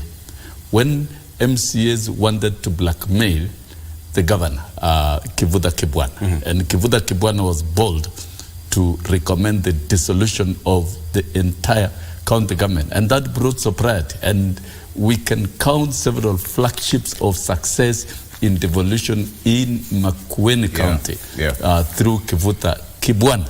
We saw the same with Anne Waiguru, 3 attempts to remove her. But look at it now. Anne Waiguru is one of the best performing governors, and who was re-elected and is now the chair of the Council of Governors. From the human rights position and trade union perspective where I come from, it is inhuman and it is unfair to go to the extent of even the humiliation that we've seen Governor Kawira Mwangasa. And what we see on the ground, she's connected with the people. She went flat out and campaigned through an independent ticket and is elected. And I think that is one big problem, because she's elected from an independent ticket. And as an independent ticket, in a background of MCAs of another political party, then definitely you expect that particular challenge. But that said, the truth is, once somebody is elected, once you are elected, you don't choose whom to work with anybody who is elected. That is a civilized etiquette of democracy. The way the president has been working with members of parliament of different political parties and working with governors of the opposite side, that is what civilized democracy is all about. So I think for me, I'm one person who celebrates the outcome of the Senate. Yes, as you come in, kindly just answer this. Now, you would imagine the Senate really wanted to get this tag out of the way, that anytime there is a problem in the county, they're used as weapons to settle squabbles in the county. Probably that's the message they wanted to settle, because look at the issue of Governor Sonko, now the issue of Governor Waititu, and now Kawira Mwangaza was coming on board. Last, it was Governor Orengo. So probably Senate wanted to send a message that, hey, if there is a problem, political problem in a county, you just sit down and solve it on your own. As you answer that. You know, first of all, I don't think Senate has a preconceived position. And I would think that they dealt with the issues as they were presented to them. And you know, the system is not adversarial, so they just look at the facts that are presented to them and execute them.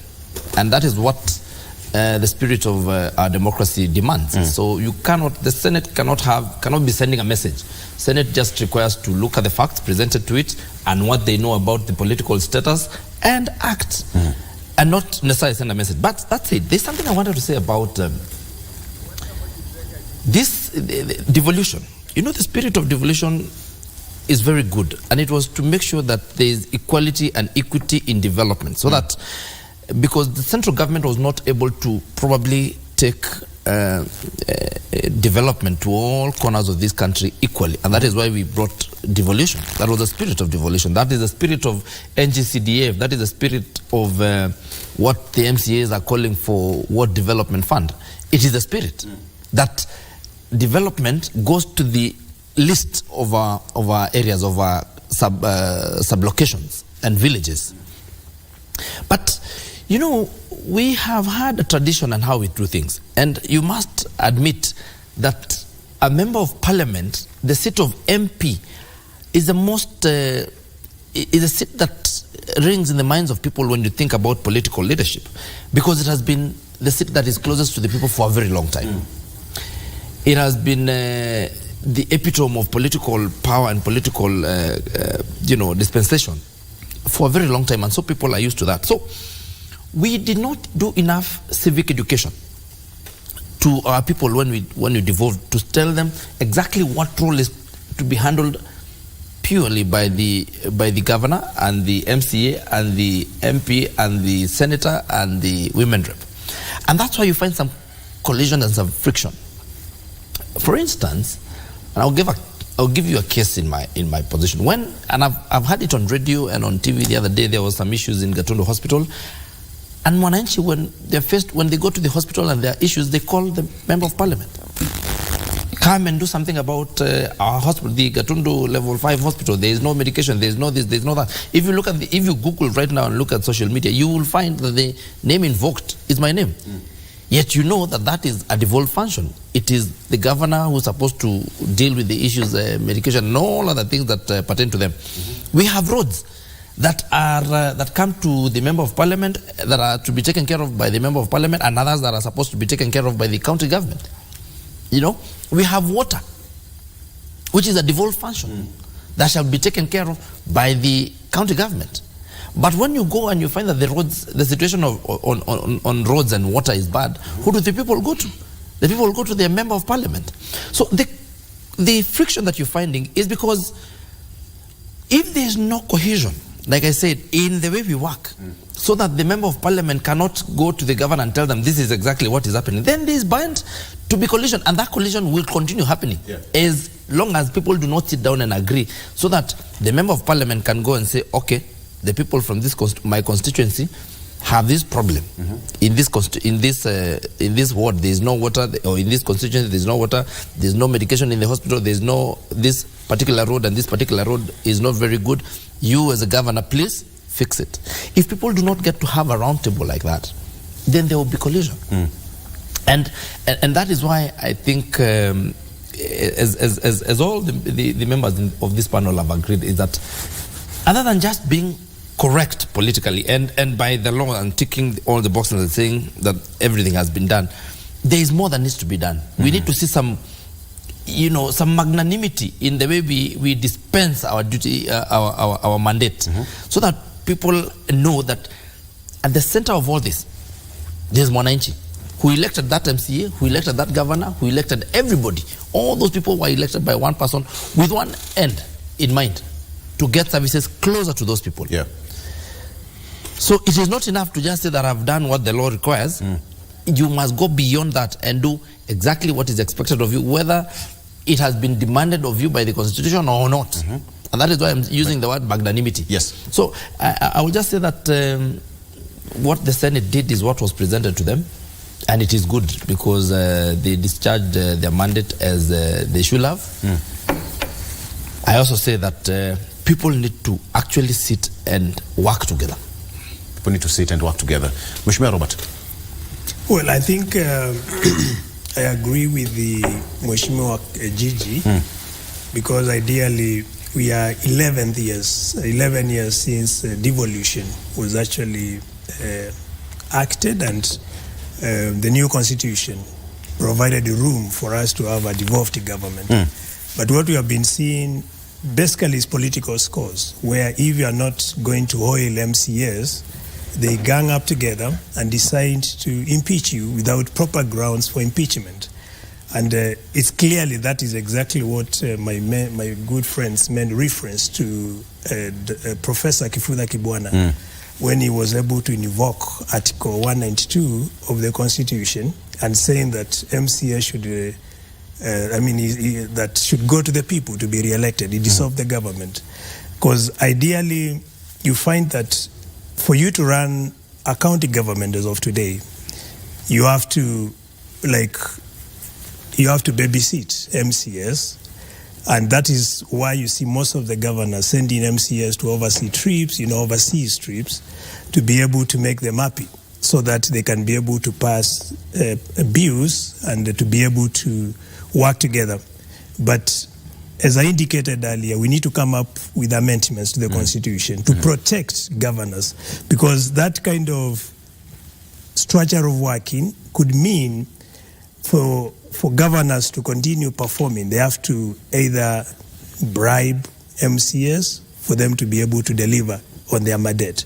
But if there is clear legislation that separates the powers, and that makes MCS to understand, even if you disagree with the governor, you have no authority at all to set an impeachment motion. If we put that clear, we are going to give governors the independence, and we are going to mitigate the attempts to bribe MCS for the sake of governors to perform. And it is also going to save people's money, because it's clear since 2013, a lot has been happening, and I don't think that is what Kenyans want to see, because we want to see a county system that is working. Devolution was meant for a reason, to devolve services, to transform areas and to bring equity and a parity when it comes to service delivery.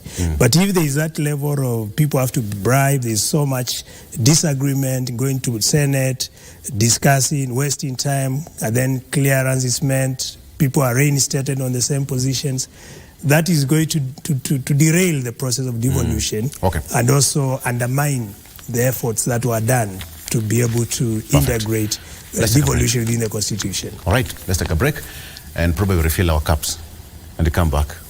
Stay with us.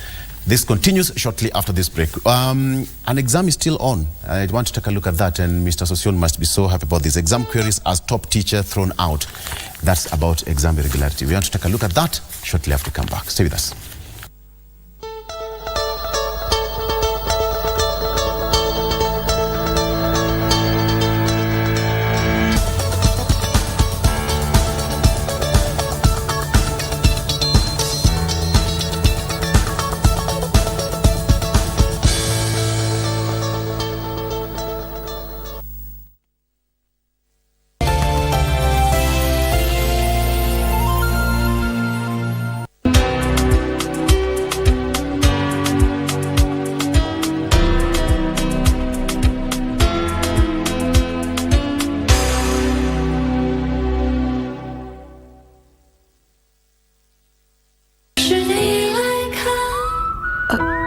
Why would you do something like that? Come on, that cat is my pet. You threw my cat out. I never expected my mom to say that to us. I also thought she was being unfair. My mom doesn't get to dictate if or when I marry you. You know that. Have you forgotten where we are right now? You can't hold my hand. I'm not allowed to hold my girlfriend's hand? Hey, I'm going up the escalator now. I suggest you go see a doctor and leave me alone. I'm insane because I miss you too much. Chuyen, I was wrong. Nani alikuhusia hiyo chakula? Wewe. Evidence iko imefaa koti ama na t-shirt ndani ama inakuanga na mnakani. Marabu sinile ndegere timbifi. Nani ajui? Wewe ulikula hiyo mwarabu? Ati? Yeye alikula hiyo mwarabu. Mwarabu gani? Amesema marabu ile ndege kubwa ile. Why did you take that stool? That guy to not to sit down. Why? Wewe unaelewa stool hiyo amesema ya daktari ni gani? Hakumaanisha hiyo. Why are you asking that question? Excuse me. Ni wewe nimeuliza wewe. Si mimi pana uliza huyu. Anatupikia undertaker. Undertaker ni ule wa. Inaitwa marabu stock. Kipara yako. Acha bwana. Wewe kipara yako. Yangu ni This is the first time it's happening in Africa. That's where we can measure up where we really are. أكبر فريق في الكرة التونسية. Enyimba is Nigeria. I want Mamelodi Sundowns to conquer Africa. Angola's style is fighting and very fast players. Tepe Mazembe ni ekipi isa kufanya histoire monde mzima. عندنا طاقات كبيرة، عندنا طاقات لعابة كبار. سيمباز تنزانيا. أي بطولة هي بالنسبة لنا بتبقى أهم بطولة.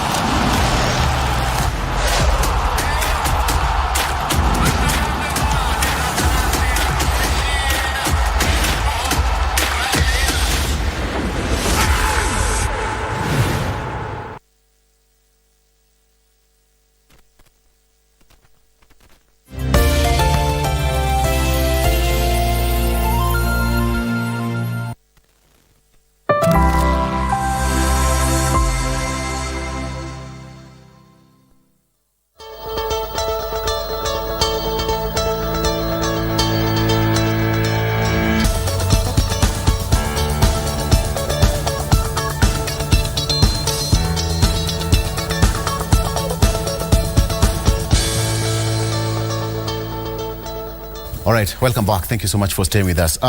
Before we take a look at what we have on the front page of the Standard, a very quick one. Let me ask you, gentlemen, at the end of the day, the Constitution is there for the MCAs to do whatever they want. Everybody is independent and protects them. So what should happen moving forward? Mheshimiwa Mudenyo, because you're next to speak, but you can also answer this question. What should happen to protect governors as far as impeachments are concerned? Number one, the county assemblies needs to be made extremely independent. You remember they have complained numerous times that their budget is tied to the governor. That to an extent that if you disagree with the governor, if there is any friction between the speaker and the governor, even getting your allocation becomes a problem. So we must get, the MCAs must be weaned from their dependence syndrome on the governor. MCAs must be empowered not to depend on weekly stipends from the governor. See, most of the time you'll find here the word is, if you hear many on social media, that Kawira Mwangaza nakula peke yake. Ameacha MCS. That's the word here. Atanakula peke yake na nakula na bwana yake. Bwana yake ndiye anashika gitaa, kila pahali anaonekana ndiye anacheza naye. Alafu anakula. Very, very mundane and petty issues. Right. So my view, my considered view, the Council of Governors needs to come and sit with the Treasury or the national government through Senate and create a different account so that yes, that the amount that goes, equitable share that goes to the counties, it must be separated. The budget line for the county assembly goes direct, the budget line for the executive goes direct, so that now they do not have to depend. They can decide themselves what to do with their money. They can re-engineer their budget. If they want to put themselves allowances to be given every Friday to go and roam the villages and the wards, let it be. But this has to start from Parliament. Yes, it has. No, they have to initiate the process by way of a petition. Let them draft the legislation. If there's a change, amendment to the Constitution, let them drive that amendment. It's for their own good. Secondly, the MCAs, to be honest, their take home is so low that many of them are literally struggling. They're literally struggling to even to make ends meet. They have to depend on the generosity, benevolency of the governors. So whenever they they come across a governor who does not buy into their way of thinking, that's why you find this animosity will always generate and be there. But I also want to appeal to the MCAs. You are honorable members elected by the people. There's something that comes with the honorable. You are not just a typical person. When you went there, you must have known these are the challenges. This is the issues you are going to face. Find a way of being an independent-minded person so that you do not have to throw tantrums if the governor does not give you a stipend. You don't have to throw tantrums. As members of parliament, we do not depend on the president to survive. We have our salaries, we have our allowances, we depend on that. You don't see any member of parliament the CDF is also there. going. Just a minute. Let me. Mheshimiwa Sosion will hang me. Because I think we really need to be fair on the MCAs. And Dr. Undo, you cannot compare MCAs and members of parliament for the same thing that you have said, that they need some independence. Yes. Members of parliament, we are independent. We have our Parliamentary Service Commission that deals with our issues, and not the president. And that is why we do not have any friction between the president and ourselves. We have some bit of, we have the CDF that you're able to direct your people to when they have issues. You remember that we have a lot of counties, like Kiambu County. One of the issues that when we went to Karen that they said is that they needed something called World Development Fund. But that has been a debate for quite some time. Because let's be honest, these people live with the Mwananchi. And every time Mwananchi has a small problem, say just some developmental issue, we have this pothole at a certain road that is supposed to be dealt by the MCA. The MCA is most probably lives within that locality. So he is with his people every morning. And he gets to hear this problem every morning, but he has got nothing to do. He cannot deploy his World Development Fund. He cannot talk to the governor to tell them to come and fix that problem. So that person is likely to be very frustrated. Very frustrated. So, and I agree on that part. I agree with Dr. Undo completely. That probably, and maybe on the process, maybe we do not have to wait for the Council of Governors to sit. Maybe as Parliament, we should make a legislation that is going to give the county assemblies some independence. Once we give them independence, then you will, by the way, of all the counties that have not come to Senate, it is because of the benevolence and the magnanimity of the governor. Nothing else. Period. By the way, I'm just telling you, the only difference between those counties that have come and the ones that have not come is just because the governors have decided to be magnanimous and to sit with the county assembly. But if everybody was to follow the law as is, by the letter of the law, there will be no peace between county government and the assemblies. Completely. There can't be. The way the law is, that is the fact. That's the fact. We are facing a problem here.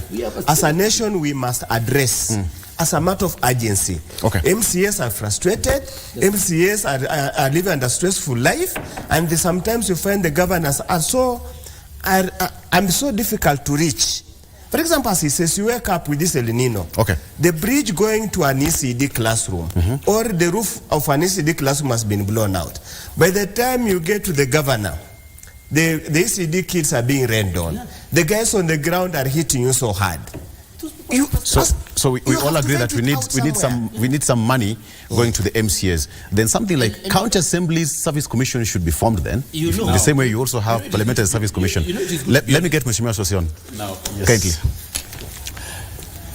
The Senate said, and I agree very strongly, that either way of voting yesterday is not going to end the problems of Meru. You impeach Governor Kawira, there are problems in Meru. You discharge her, there will still be problems in Meru. And I dare say there are problems in Kenya. That's just but an indicator between the county assemblies and governors. There is no clear separation of powers and autonomy of the county assemblies and accountability structures that the county assemblies can use to check the governor and relate in a manner that both are independent. And when you look at the separation of powers nationally, the executive is independent with its own budget. The legislature is completely independent, and we have done very well actually. If we ought to do some audit and score that our legislature is independent with its own parliamentary service commission, and the judiciary is also independent, and they can deliver judgments that can stop the executive from doing certain things. And nevertheless, there is harmony. This is lacking at the counties. It's lacking at the counties. And when you look at MCAs agitating and look at the salary awards that they were given by the Salaries and Remuneration Commission, it can't allow them to survive and deliver service. And this is the category of elected leaders that is in contact and residing with the voters all the time.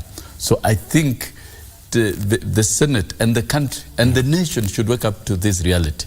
And we address very urgently the autonomy, independence, and capacity of the county assemblies so that it can perform its role. Because for them to survive, you must kowtow the governor for tenders, for handouts, and for certain things. And that stops them from, that inhibits them from playing the rightful role of oversight. How do you oversight when you're supposed to compromise, to eat together? I don't agree with the school of thought of Daktari here. But he has said it very clearly, we need to address, that's why I agree. But I don't think it's about throwing resources to both sides and tell the governor, those are your resources, you eat. The assemblies, those are your resources, you eat. The parties must work and they must be facilitated to operate. I think that's the right language that we need to use. So it is time we dignify the county assemblies. And we remind the MCAs that they must be independent.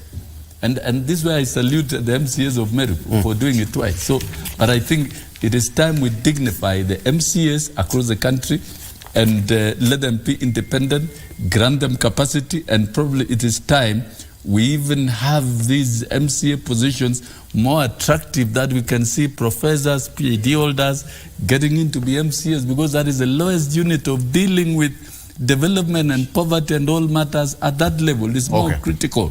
It's a critical. So it's a turning point for us to think and reflect. Very good. Let us not wish away. I want us to shift. I want to shift gears. Let's talk about something different. But we all agree that MCAs should be empowered in their own levels. Yes. Perhaps now this one goes back to you as members as well. With the qualifications, Right, yeah. Because you see, currently we have a problem in Kenya that you just elect people without understanding their terms of reference. You need to know the TOR. What are you supposed to do? Does your qualifications, experience match with the task ahead of you? That is one of the gray areas where we need to fix. Because you see, many people try to doubt and say we don't need qualified people, we don't want degree holders, etc. But the truth is, you cannot perform a task that doesn't match your qualifications and experience. So it is a high time as a country we admit that at minimum threshold, for you to be an MCA, you need to have a degree. For you to be a member of parliament, at least minimum degree or master's. Because these are realities, you know. And also experience. Because you see, for example, if you get someone directly from the university, their thinking is different from someone who has been working somewhere in a corporate world. So if we want proper service delivery, we need to get people who are qualified for these positions. Otherwise, we'll keep on talking the same stories, etc. Impeachment from day one to day, to the last day, and there will be no delivery at all. So that's something that all Kenyans need to think through. This is not the time when you used to pick people because they are connected to a particular kin, their clan is a majority, so they are just voted in because they are being supported by their clan. We need to understand, what are you supposed to do as an elected leader? What is the task ahead of you? Does your qualification support or meet the minimum qualifications for the particular assignment you are I'm supposed tempted to ask this question: what really happened over the weekend in Karen? The president, the deputy president, invited legislators of Kiambu County. We were there. And, Yeah. First of all, Is there some simmering tension? First of all, I want to say that what Honorable Basil has said is very aspirational. And it is very far from the reality on the ground, because the spirit of our constitution is that we are democratic, and democracy demands that one man has one vote. So if those people who are many decide to do a certain way, you cannot fault how they vote. You cannot fault Kenyans on how they vote. You are here because you are voted by Kenyans because they thought that you are appropriate, not because of your education. So I disagree with that fact, because not unless we change the constitution and we say that things will be, instead of going for election, then we shall be sitting people on a panel and looking at their qualifications. For now, the dispensation is one man, one vote, period. That's how it is. So, but I agree that it's an aspirational position. Now, over the weekend, we were in, not actually over the weekend, on Monday, we were in Karen. And the reason we had been called to Karen was to look at the issues that are affecting Kiambu County. There were the MCAs, all of them, and the governor and the deputy governor and the members of parliament. So the entire Kiambu leadership was present. And we held different meetings, and then one meeting, all of us together. And it goes to point what Honorable Sosion has said, that we have a problem in this country. It is not just Meru. It is just that these problems have not come to the Senate. But as Honorable Sosion says, Kenya has a problem.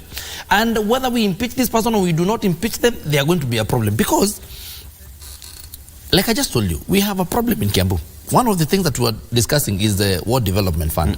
Another one was a governor... The same thing that's now affecting even Meru. Yes.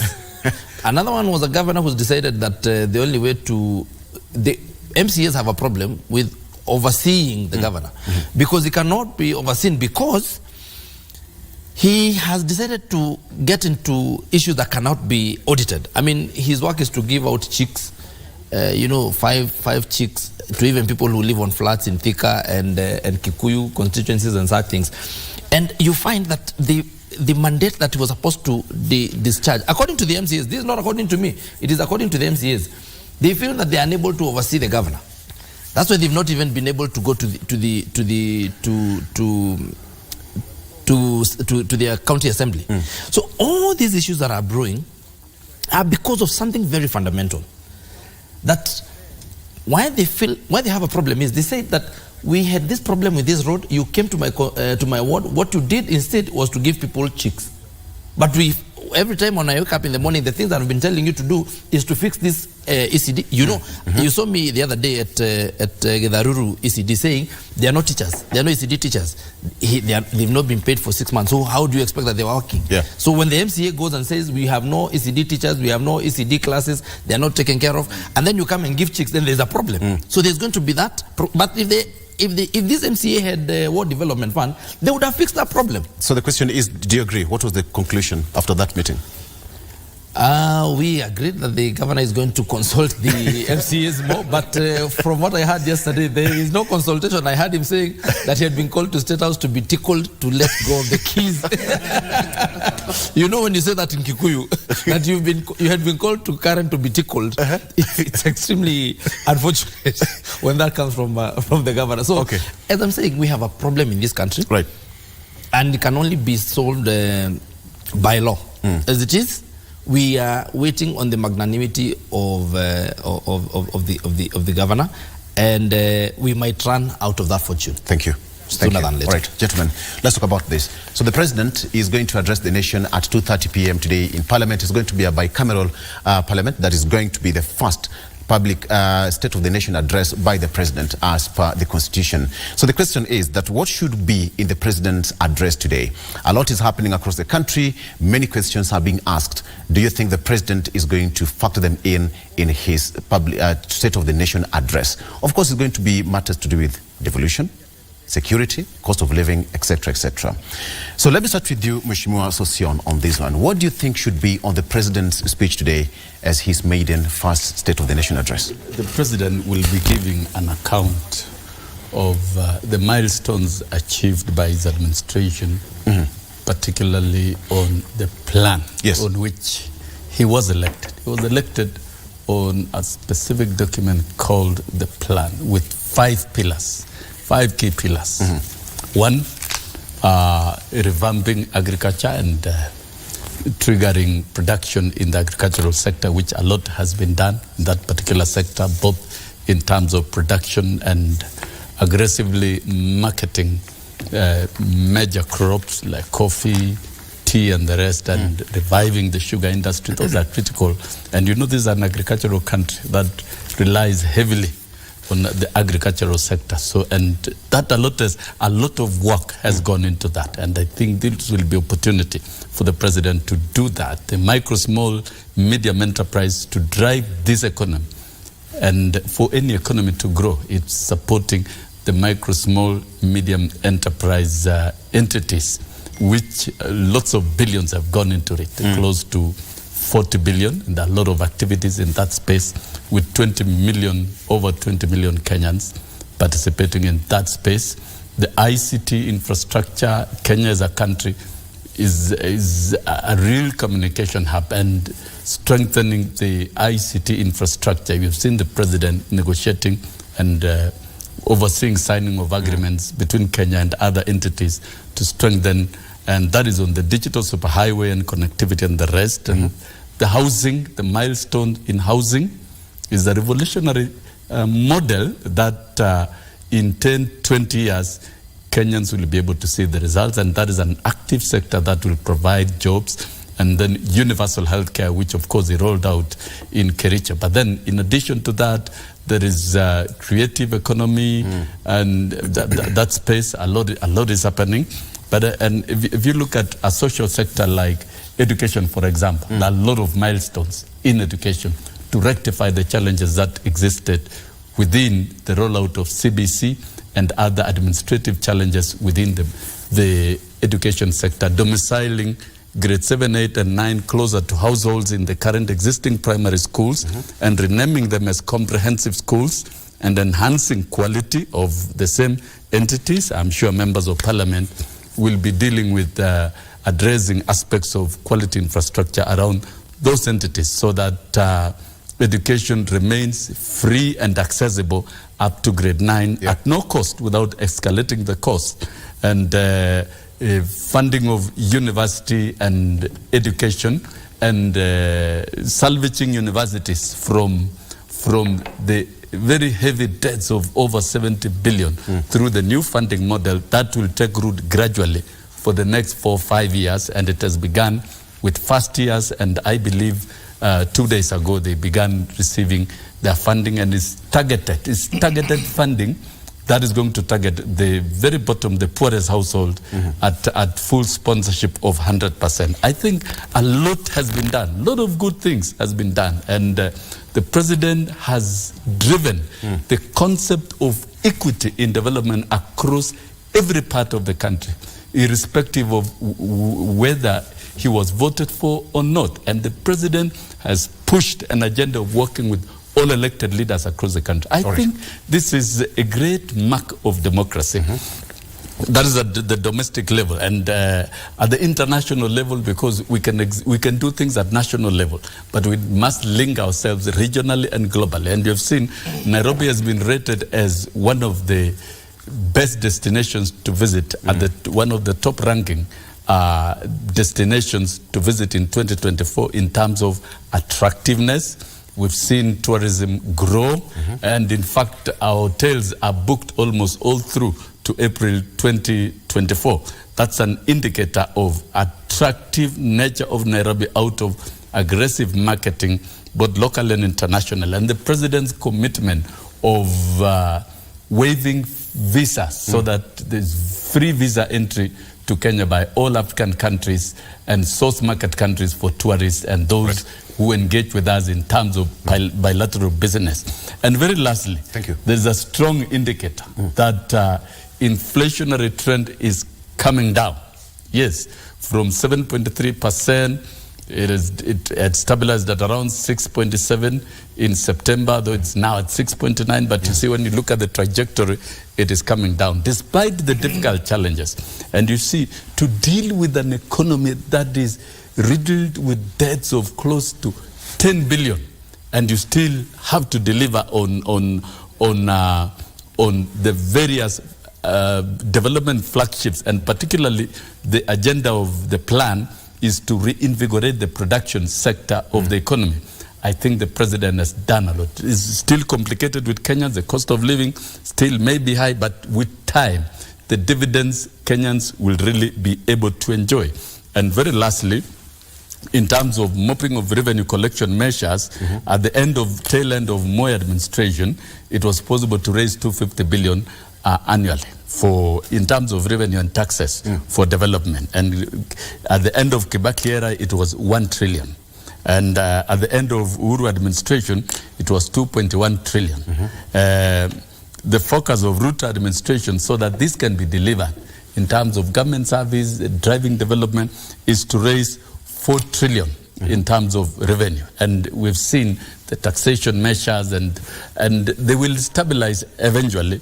And once Kenya realizes at least 4 trillion in terms of revenue collection, it will be able to finance the budget that has been approved by the National Assembly with less deficit, and then the loans can be cleared. I think we all agree, none of us is new in Jerusalem, that this country, the debts are so much that is being serviced by the current low revenue being collected. And once we are able to collect 4 trillion, then the debts can be serviced and there can be a balance to finance development and recurrent expenditure. You've opened for us the discussion. We are taking a break. When you come back, we still want to go step into that one. What you should expect in the President's address today is one of the key highlights on what we should be expecting, and probably the discussion that will be extending over the weekend. Let's take a break. More after that. Stay with us.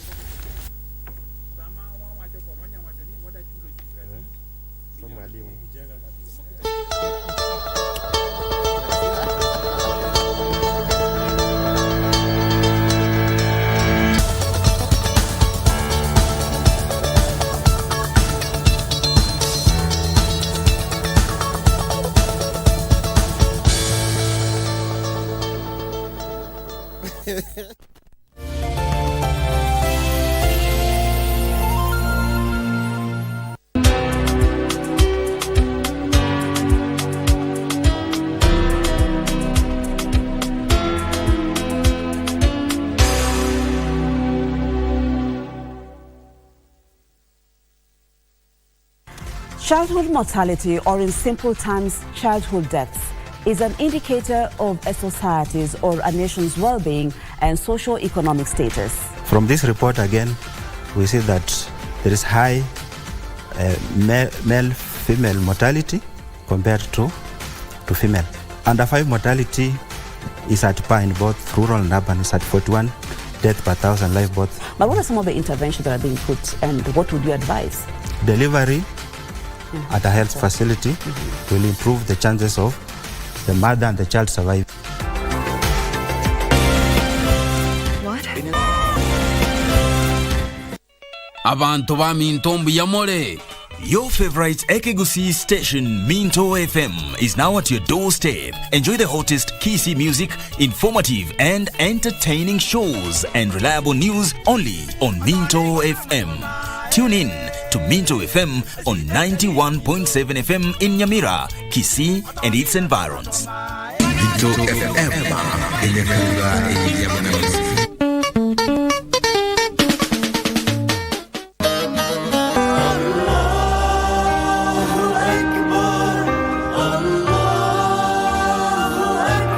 Vilevile pia mja akitekeleza kitu kibovu, hata kikiwa kiasi cha mdudu chungu, bado Allah subhanahu wa ta'ala atakuwa ni mwenye kumlipa. The day of judgment ni siku nzito sana ndugu yangu. Umekiandalia nini hicho kiyama? Kini kama mikono yako imefanya kitendo cha kuua, ambayo ni dhambi mbaya, dhambi kubwa, wewe siku ya kiyama utakuwa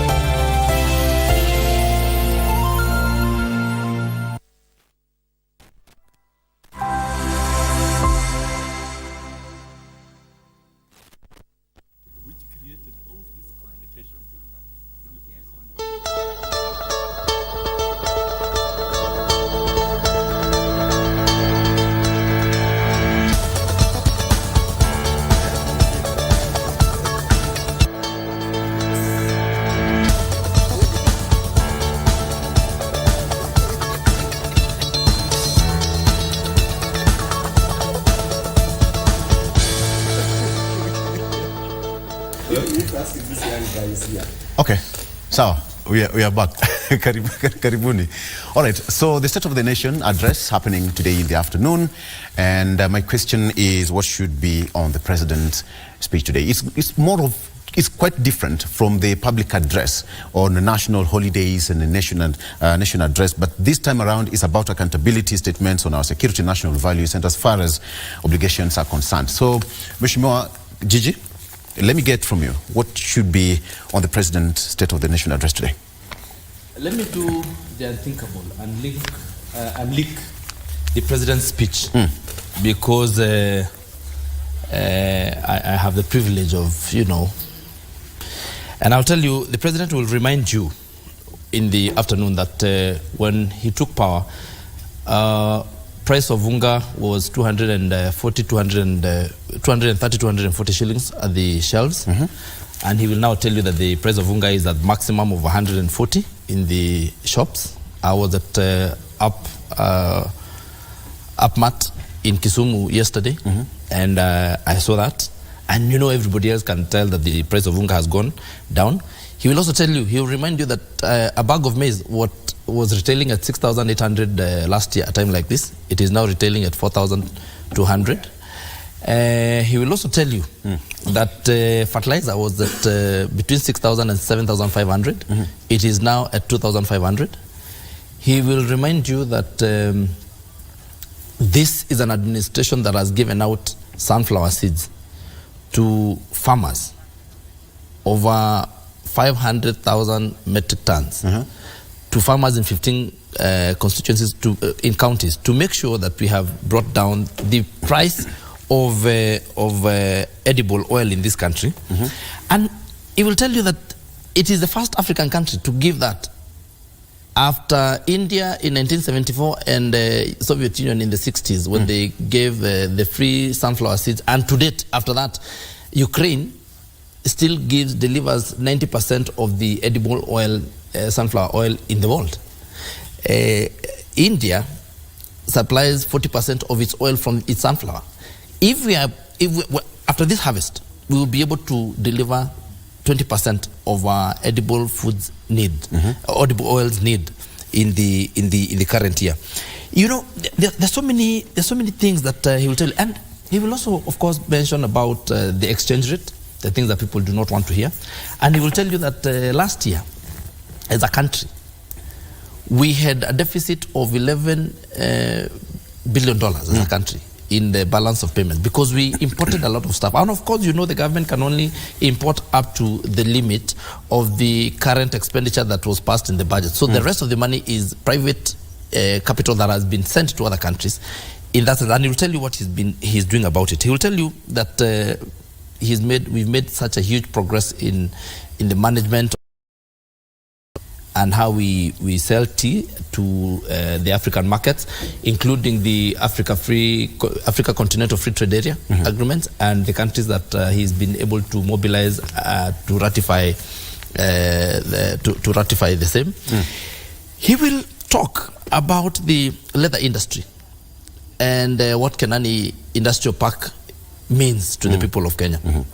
He will tell you about the cotton ginneries that we are developing in this country and what they mean in the country, because all these things are going to make sure that we import less and export more, so that even the exchange rate of this country goes down. Because in as much as we rely, he will also tell you that last year we had 19,000 metric tons of maize. We are now at 40 million this year. And Uasin Gishu has not even finished harvesting. Kerio and Marakwet have not finished harvesting. So we are estimating that we are going to reach 45 million metric tons of unga. So we are going to be self-sufficient. And what that means is that, it is very unfortunate for a country to import its staple food. That we pride ourselves that our staple food is maize and ugali. And that is being bought in dollar, while we have fields and people who are willing to farm. It is very unfortunate, and that is what the government is trying to stop. He will tell you about the universal health care and tell you that now from January, your grandmother in the village and my grandmother and my mother will be paying 300 shillings to be covered for all their issues, including cancer treatment at all the national hospitals. You mean? Government hospitals, yes. And we're going to bring it. That is a law that we already passed. Is going to be effected in January.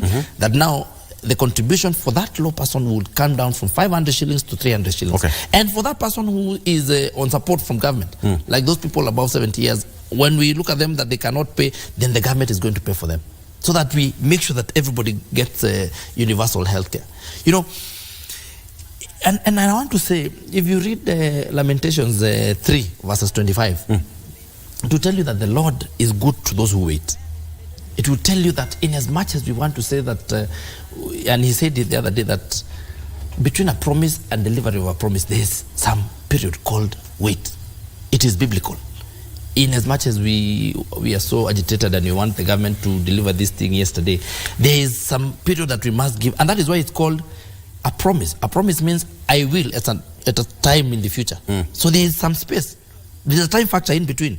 And that time factor, because is the one that is going to allow for maize to grow. You remember we had sufurias in our heads the other day, waiting for unga because, but now, right now, there's nobody who's going, Basil here, who had sufuria in his head, now cannot wear, now his sufuria is full. He cannot wear it. It is in the kitchen with the wife. So, because we waited for some 6 months, now he knows he's now fed and his people are fed. And that is why we have come from 19 million to 40 million and now going to 45 million. So, what I'm saying is that the president is going to talk about the things that we have achieved so far and where we intend to go. He will tell you what the impact of stoppage and the stoppage of importation of furniture meant to the people in the streets and meant to the people in our villages who are carpenters. And he will tell you what we are doing at the TVETs, that we are creating capacity for people to produce that which is so basic that we've been importing from other countries. He will tell you that we have been creating capacity in our young people, like I have been doing in Gatondo South. You saw me on Saturday going to commission students who are now producing bricks, who are now involved in hair and beauty, who are now drivers. All those people have now skills that they can get into the market and work without getting unfair competition from the developed world that is getting a lot of other benefits from their governments. So he will talk about that. He will tell you that the farmer of eggs and chicken is now receiving his feed at a lot lower price. And you know, I'm a farmer. I'm a farmer of eggs. He's a farmer of eggs. But Basilia, because he lives in this Nairobi and only goes to Yatta at times to go and look at the farmers, he doesn't know these things. He will not understand about feeds. That's why he's laughing. He will tell you that the fight that we have been involved in coffee. Yes. And he will also, of course, talk about the digital space and the jobs available and how we intend to make these jobs available to all our young people down there in the villages at the lowest of the places. You had a PG in State House, I think a day or two ago, and the president was hell-bent that the issue of fuel subsidy is not in question. Please elaborate that kind of... That question was asked. It is true. And one of the members of the Senate asked the president to make sure that there is no tax increase in fuel.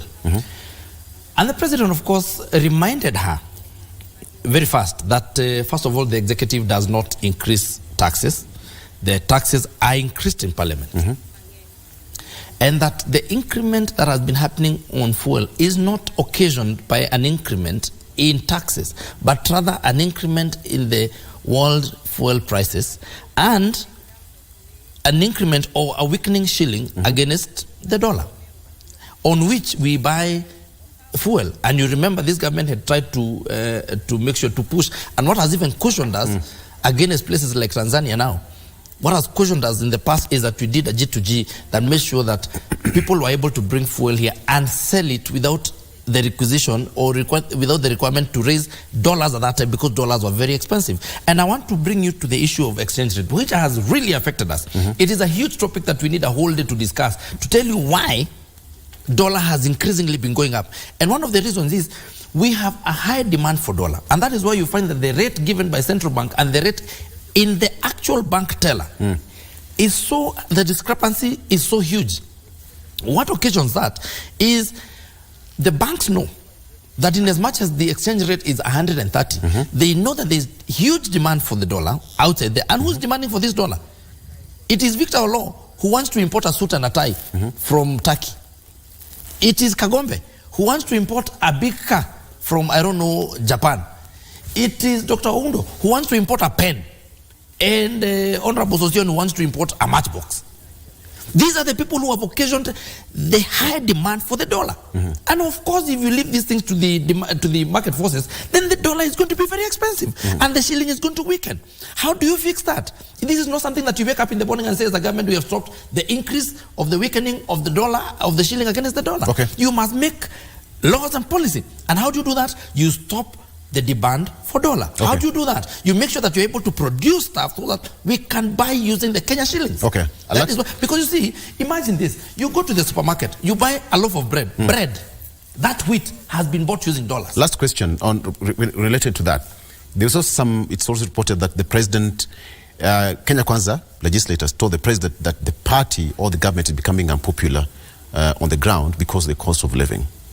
Was it reported there, and what was the president's remarks, and probably the promise again to change that? I want to take you, Victor Olot, to the year 2005 after we elected President Kibaki, who we all sing, whose praise we all sing, and rightfully so. I want to remind you that in 2005 he was very unpopular. He was so unpopular that in 2007 we actually did not elect him, and you know that, and that is a fact. We didn't. Because he was so unpopular at that time, because the things he had done from 2002 to 2007 could not be seen in the eyes of the public.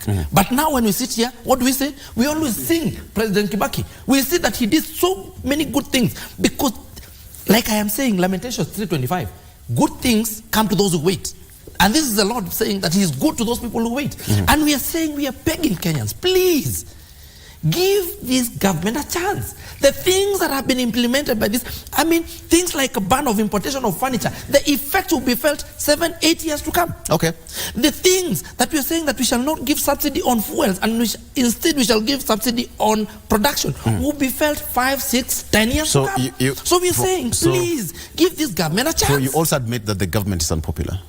From your, and I said, I've just given, by the way, I remember in 2015, again, I remember saying that if President Uhuru was to vie even for a seat of an MCA in our constituency, he would not have been voted at that time.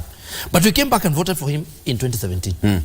So I'm saying that issues of popularity and what, and you must and you know, you must realize that there's a huge, you know I want to say that, Victor, let's be honest, there's a huge difference between running a government. There's a question, Basil. There's a huge government. Just listen to that. No, don't allow Basil to be a moderator of this debate. No, I'm the moderator. I'm the moderator. He's a panelist. He cannot be a moderator. Don't allow him to be a moderator. If you allow him to moderate, this debate is going to end. Because elected in Katundu, he revised now Uhuru. Who? Uhuru. He will still not be elected. He will. He's not even. They were celebrating the other day. He's not even. They were celebrating the other day. He's not even in the country, and he's not interested.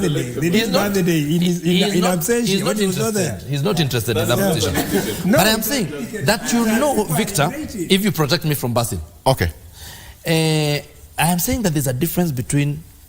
We must all realize, and you know, the day we stop being pretentious, including those people who are in the opposition.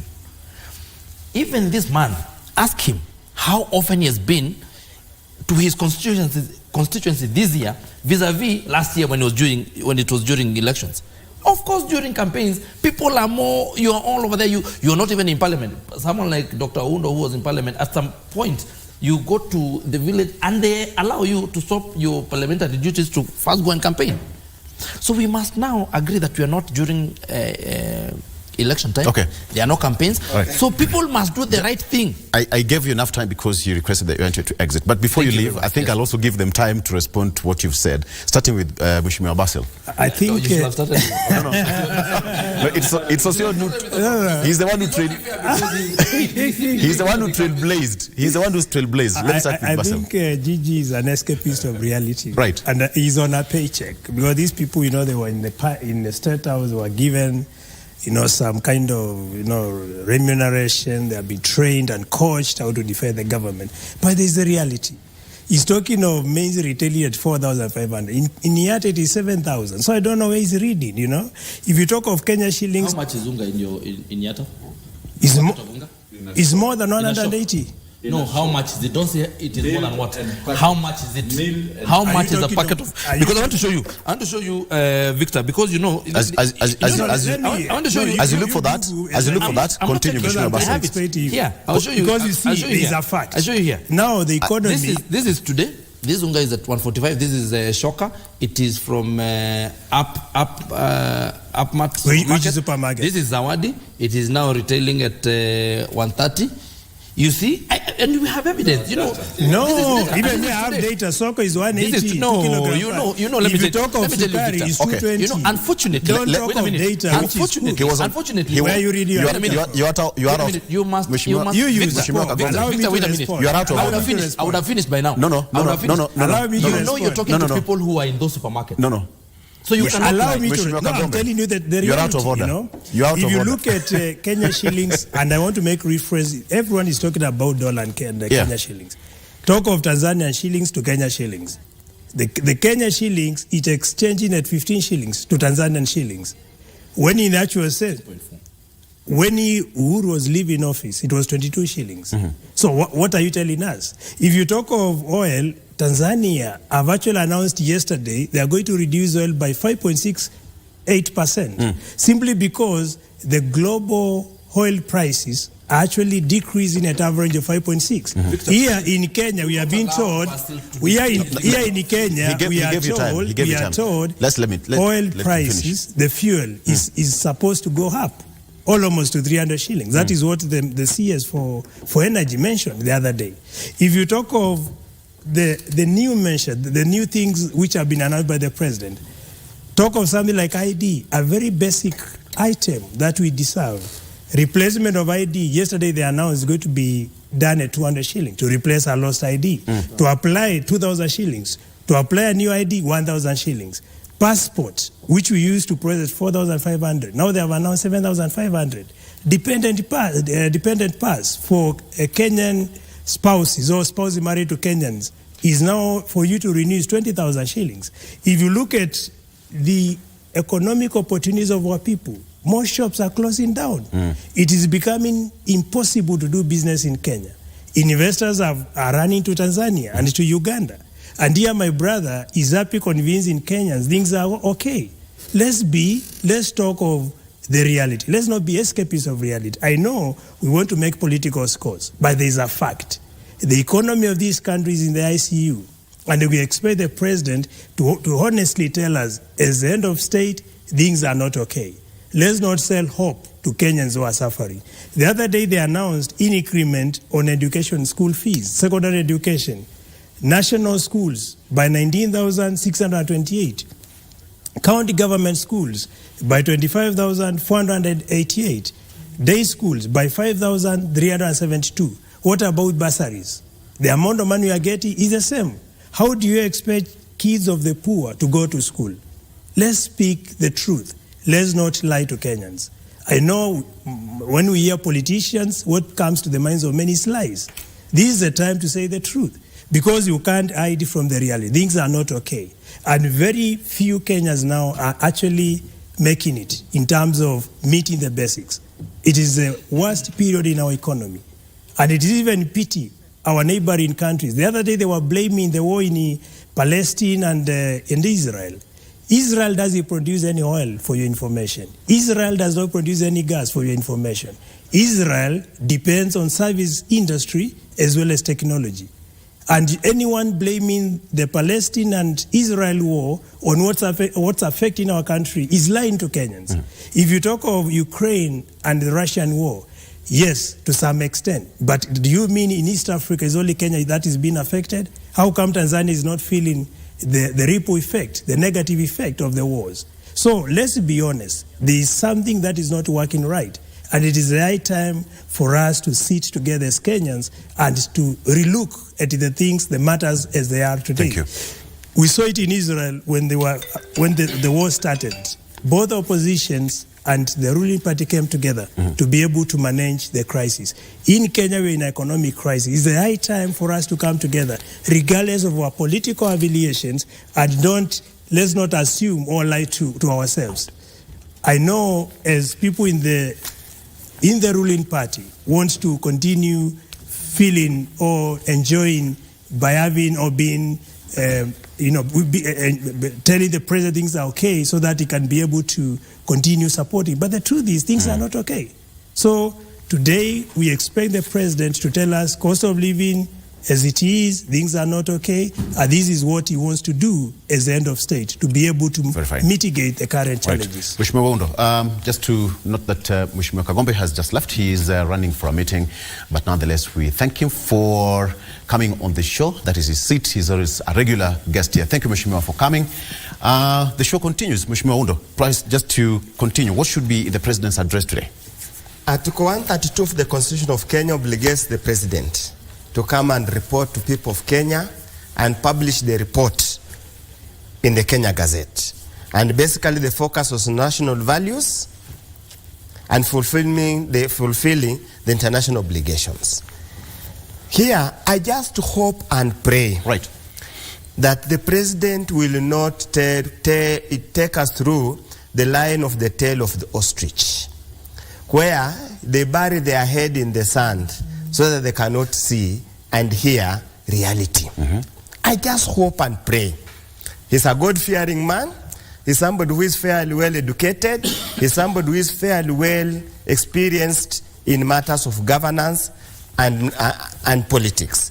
I just hope and pray he will be realistic enough.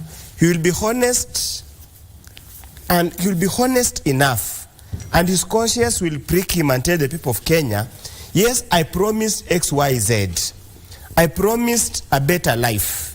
I promised that things will work. Unfortunately, reality has not made it possible for things to work. Victor, people are hurting outside there. For anybody to believe that all is well, that's where, typically as politicians, as leaders, we are easily misled. Things are bad. Things are not good at all. Frustration starting to boil. People, time is running out. A generation is losing it. Victor, let me just, for example. Go ahead. They have trumpeted that there is progress in the agricultural sector. There is a report that was produced by Central Bank of Kenya for September 2023. And they highlight that the contribution of agriculture on GDP has continued to stagnate or reduce since last year. And they say, on account of the cost of inputs, they keep on telling us the cost of input has come down. But if you look at the report of the CBK, they highlight the cost of input. They highlight the post-harvest loss. Yes, we are gloating that we are going to have a lot of harvest this year. But the typical 30% of the harvest is lost. In the last parliament, we passed warehousing receipt system that was supposed to cushion the farmers. Yet it has not been implemented. The government has refused to allocate adequate funds to make it run. We have been trumpeted that they produce fertilizer. Fertilizer required in Funyula is not the fertilizer required in Northeastern, because the soils are different. So if you give me fertilizer that doesn't help me, you are simply benefiting another area and leaving the others to die. As we speak now, the economy has continued to contract. First quarter of last year, 2022, the economy grew at 6.2. Now it has contracted. It has only grown by 5.2. And these are facts from Central Bank of Kenya. They're not my facts made up. We have been trumpeted, they have gloated that they have reduced borrowing. Again, reports from the Central Bank says the public debt and guaranteed debt has grown by 8.5% since this government took over. And that was at the end of December. So if we incorporate what they have borrowed now, you'd find the public debt has actually increased tremendously. And that's why they came to Parliament and forced the lifting of the debt ceiling so that they can have free hand to borrow as much as possible based on the GDP, nominal GDP. Yet again, in a country where not all transactions are monetarized, you can never be able to tell the exact GDP. How even things are worse, Victor? Currently, the base lending rate has increased to 13.83. Yet the 91 T-bill is now at 15.186%. So a typical banker, a typical financial institution, whom will he give the money? He'll give to the government because they are offering a higher rate, and secondly, government has sovereignty. So credit is starting to be squeezed for business and for the common mananchi that are unable to produce. And that's why you see the shilling has been on a free fall, because the shilling is a commodity. Look at it as a commodity. Supply and demand determines the pricing. Yeah. We are having a situation now. Even to interest you, if you took your money to save in a bank, the bank will pay you 4% savings interest. Yet inflation is now 6.92%. What's the implication of that? That your wealth is being eroded every day. What you save, if you saved 1 shilling, the reality that what you will get when you call for that shilling back, you will get 6 shillings. I mean, you get 60 cents.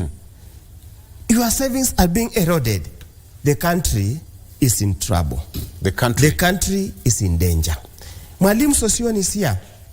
The education sector, capitation has not been coming. Has not been coming. Talk to the head teachers. Talk to the principals. They were promised capitation. Even GSS 15,000 per each student per term. What comes is 6, average 6, 7. The schools are in trouble. The public debt, I mean pending bills, in respect of schools, is even much more than the public pending bills at the national government and the county government. So what will the schools do? They are going to increase fees next year. From 53 for national schools to 73,000 for national schools. The common child of a poor man in the villages will not go to school. They are going to increase fees for day school from the initial figure, as Basil has said, by another 5,000. The common mananches kid will not go to school. Yet you come and tell us here, things are okay. Things are okay. Things are okay. There is a limit to how much hope you can sell. There is a limit to how much, rhetoric you can sell. There is so much that you can lie to people. They get fed up with unsubstantiated lies. That's why I'm asking, when he comes today, if he has already written his speech and he has listened to the people of Kenya, and he listened to the MPs when they went to see him on Tuesday, I think it was on Wednesday. Was it on Tuesday? On Tuesday. On Tuesday. I hope he has listened to them. Truth of the matter, they told him, stuck on his face, that you are punishing us on the ground. Things are bad on the ground. Fuel prices. We had 16% VAT. It was increased to 18% VAT. You can see the implication of increase from 16 to 18%. So for him, or for the government to argue that the increase of fuel, of cost of fuel, is not a government's making, is again a disingenuous lie. It is an unfortunate lie. The crude oil prices all over the world is falling. It's falling. And that's a documented fact. So we have really no reason at all to tell us the crude oil will continuously increase. Let's just be realistic. Yes, he says they had a plan. The plan has fallen on its back. It has fallen. It is time now to reevaluate the plan and say, this is reality. We lied to the people of Kenya. It's time to accept reality and apologize and say, now let's chart a new way. Okay. Before Sosioni says something, I wanted to add one point. Just take a break. Let's take a break if you don't mind. Okay. Right. Punglut. Mheshimiwa, that's a good one. All right, let's take a break. We're coming back. We still have much more to talk about. Mheshimiwa Robert Basil and Mheshimiwa Sosion, Dr. Yaundo, we are still here. Stay with us. We'll be right back.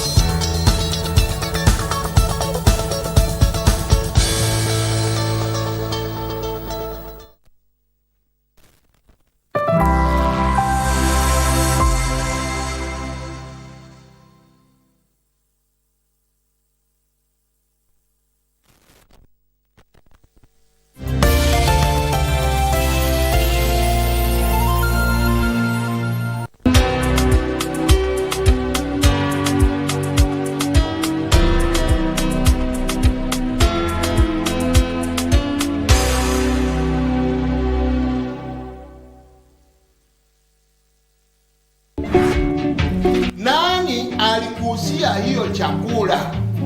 Wewe. Evidence iko wapi? Imefaa koti ama na t-shirt ndani ama inakuanga na mnakani. Marabu si nile ndegere tibifi. Nani ajui? Wewe ulikula hiyo mwarabu? Ati? Yeye alikula hiyo mwarabu. Mwarabu gani? Amesema marabu ile ndege kubwa ile. Why did you take that stool? That guy do not to sit down. Why? Wewe unaelewa stool hiyo amesema ya daktari Miguel. Hakumaanisha hiyo. Why are you asking that question? Excuse me. Ni wewe nimeuliza wewe. Si mimi pana uliza huyu. Anatupikia Undertaker. Undertaker ni ule wa. Inaitwa Marabu stock. Kipara yako. Acha bwana. Wewe kipara yako. Kusa bibi yangu ni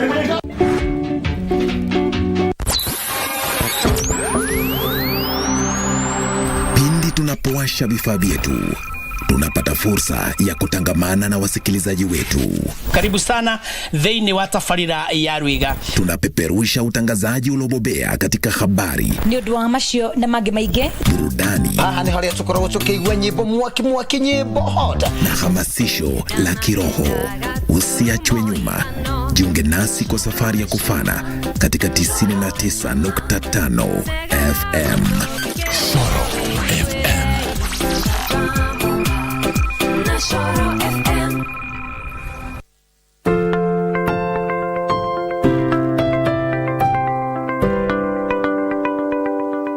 In a world filled with uncertainty, there is one thing we can always count on: the power of compassion and generosity.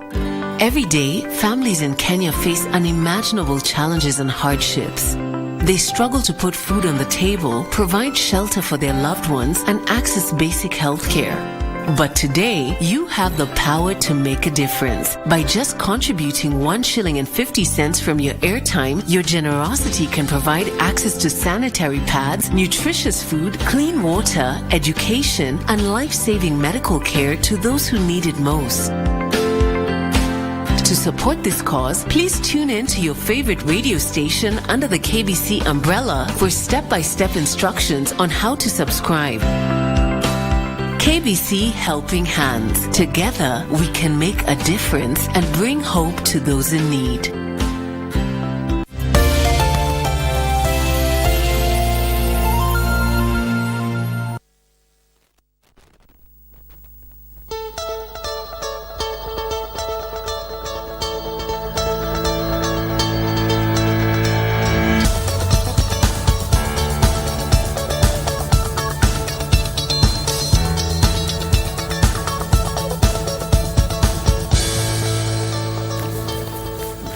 And welcome back. Today is going to be a big day, being the first State of the Nation address by the President. This is going to be the first. The first one was the inauguration one at the moment he was sworn in, and that was his official State of the Nation. But this one is going to be the first State of the Nation address to the nation. So let's wait and see what will happen. But before I come to Mheshimiwa Sosion, because I know you'll have some time for rebuttal. But Mheshimiwa Basil, you wanted a quick rejoinder? I wanted to add what my good friend, yes, Dr. mentioned. You see, if you talk of government-to-government negotiation, do you know it's a scam? There is no government-to-government negotiation on oil. What has been happening is actually 3 companies which are owned by certain people who are very highly powered people who are negotiating on behalf of the government. Because if you ask yourself, has you ever seen any gazettement where Kenyan government has gone to an agreement with another government on fuel? The answer will be no. So there's a lot of lies, and it's good to be honest and to say the truth. And that's why I'm telling my brother Sosion, I know he's on paycheck. He needs to honestly admit things are not okay, and let's talk the reality to Kenyans. It is the worst period in our history, and that is a fact that we can't throw under the table, you know? Because honestly, how do you have a country where now everyone is running to buy dollars to save? It's easier to save your money in dollars than in Kenya shillings. If you have money in your bank, you are losing value every day. And that is the reason why there is more demand for dollar. The other day, KRI could not hit the target. Why is it so? The disposable income for Kenyans has reduced after taxations were reviewed upward. And as a result, there's a panic mood with the Kenyans. So people are holding on their savings. People are not spending anymore. KRA is now dependent 100% on those who are on paycheck. People are being salaried. And that is a simple reason why they were not able to hit the target. Because even companies now, they're laying off people. Yeah. It is becoming impossible for them to run business. So that's what I wanted to add on what Daktari mentioned, as we hear from Sossion, what he wants to say. Mheshimiwa Sossion, go ahead. You know, my colleagues here, their job is to put government under check. And the message they are painting is not the reality. And no Kenyan should buy that. And if we were to get down to the state of the economy, it did not start on 13th of September 2022 when William Ruto was elected the president. It started with the handshake regime where there was huge and immoral borrowing. And the problem of our economy is debts. Debts that are maturing into trillions, and it cannot balance with the revenue that is being collected. And there is, of course, all auto-payment of the loans that have matured from the revenue that is collected. So the problem, the elephant in the house in our economy is the huge debts that were overborrowed by the previous regime, that is the handshake administration, which converted itself to Azimio. So when you come and tell us poems here to paint the new administration, you must admit that you created the mess. Nevertheless, William Ruto is the president. He has accepted he must clear the debts. And to fix this economy, there are what we call painful decisions to make. That's what in the American culture of presidents, there are painful decisions that you have to make for certain things to work, and to work right, and to save the country, and to save the nation. So some of these painful measures is an economy that is in the theater for surgery. You cannot take a patient to a theater without conducting surgery. You must carry out surgery and operation to save life. And once the anesthesia is out of the body, that pain will be felt. But temporarily, the pain will go away.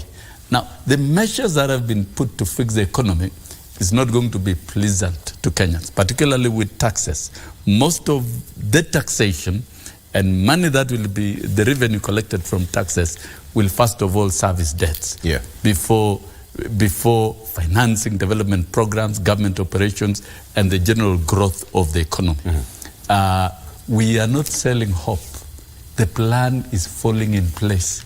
And the plan was developed against the backdrop of the state of the economy. We saw it in advance and we worked on it. We looked for a solution and the script is the same. So we cannot change the script. Kenyans must face the truth. It's going to be painful for a while, but eventually it will fall in place. In what we call complication of issues, in fact, we are at what we call, if you draw a curve, exponential phase, where we have the complication phase, where many things cannot be understood. But with time, that is a complication phase. That's where we are right now. We are at the complication phase. And this complication phase comes with pain. Some don't understand. Like them, they don't understand. And I'm sure the president will be very clear about many things. But they are all clear indicators. Inflation rate is coming down. That's a good indicator. Number two, in the agricultural sector, tea farmers are beginning to earn better income. Coffee farmers are beginning to earn better earnings.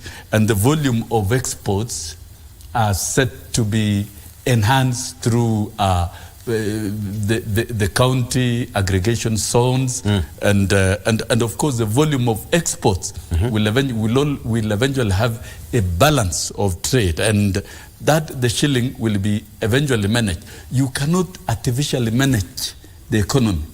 That was the problem of the Azimio and the handshake regime, even by injecting the subsidies for that purpose, to deceive Kenyans and to win temporary popularity. Yes. We don't need we need an absolutely lasting solution.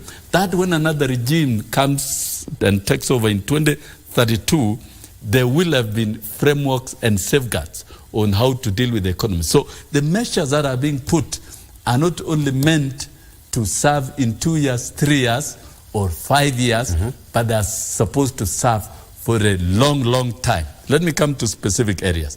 It is wrong to lie that national schools... Before you get that, let me just ask you this. No. Allow me. Okay. It is wrong to lie to Kenyans, particularly to parents, because it's very easy to incite them that, the national schools will raise their fees by 23,000. That one does not arise. It doesn't. Listen, and we had the minister speak yesterday, and I consult a lot with the minister, and there will be no increase of fees even by a shilling by all schools within the boundaries of the Republic of Kenya. It will not happen. I think that whether national schools, extra county, or day schools. Right. And the delay in transmission of capitation fee, definitely that one will be corrected as an administrative process of the Treasury and Ministry of Education.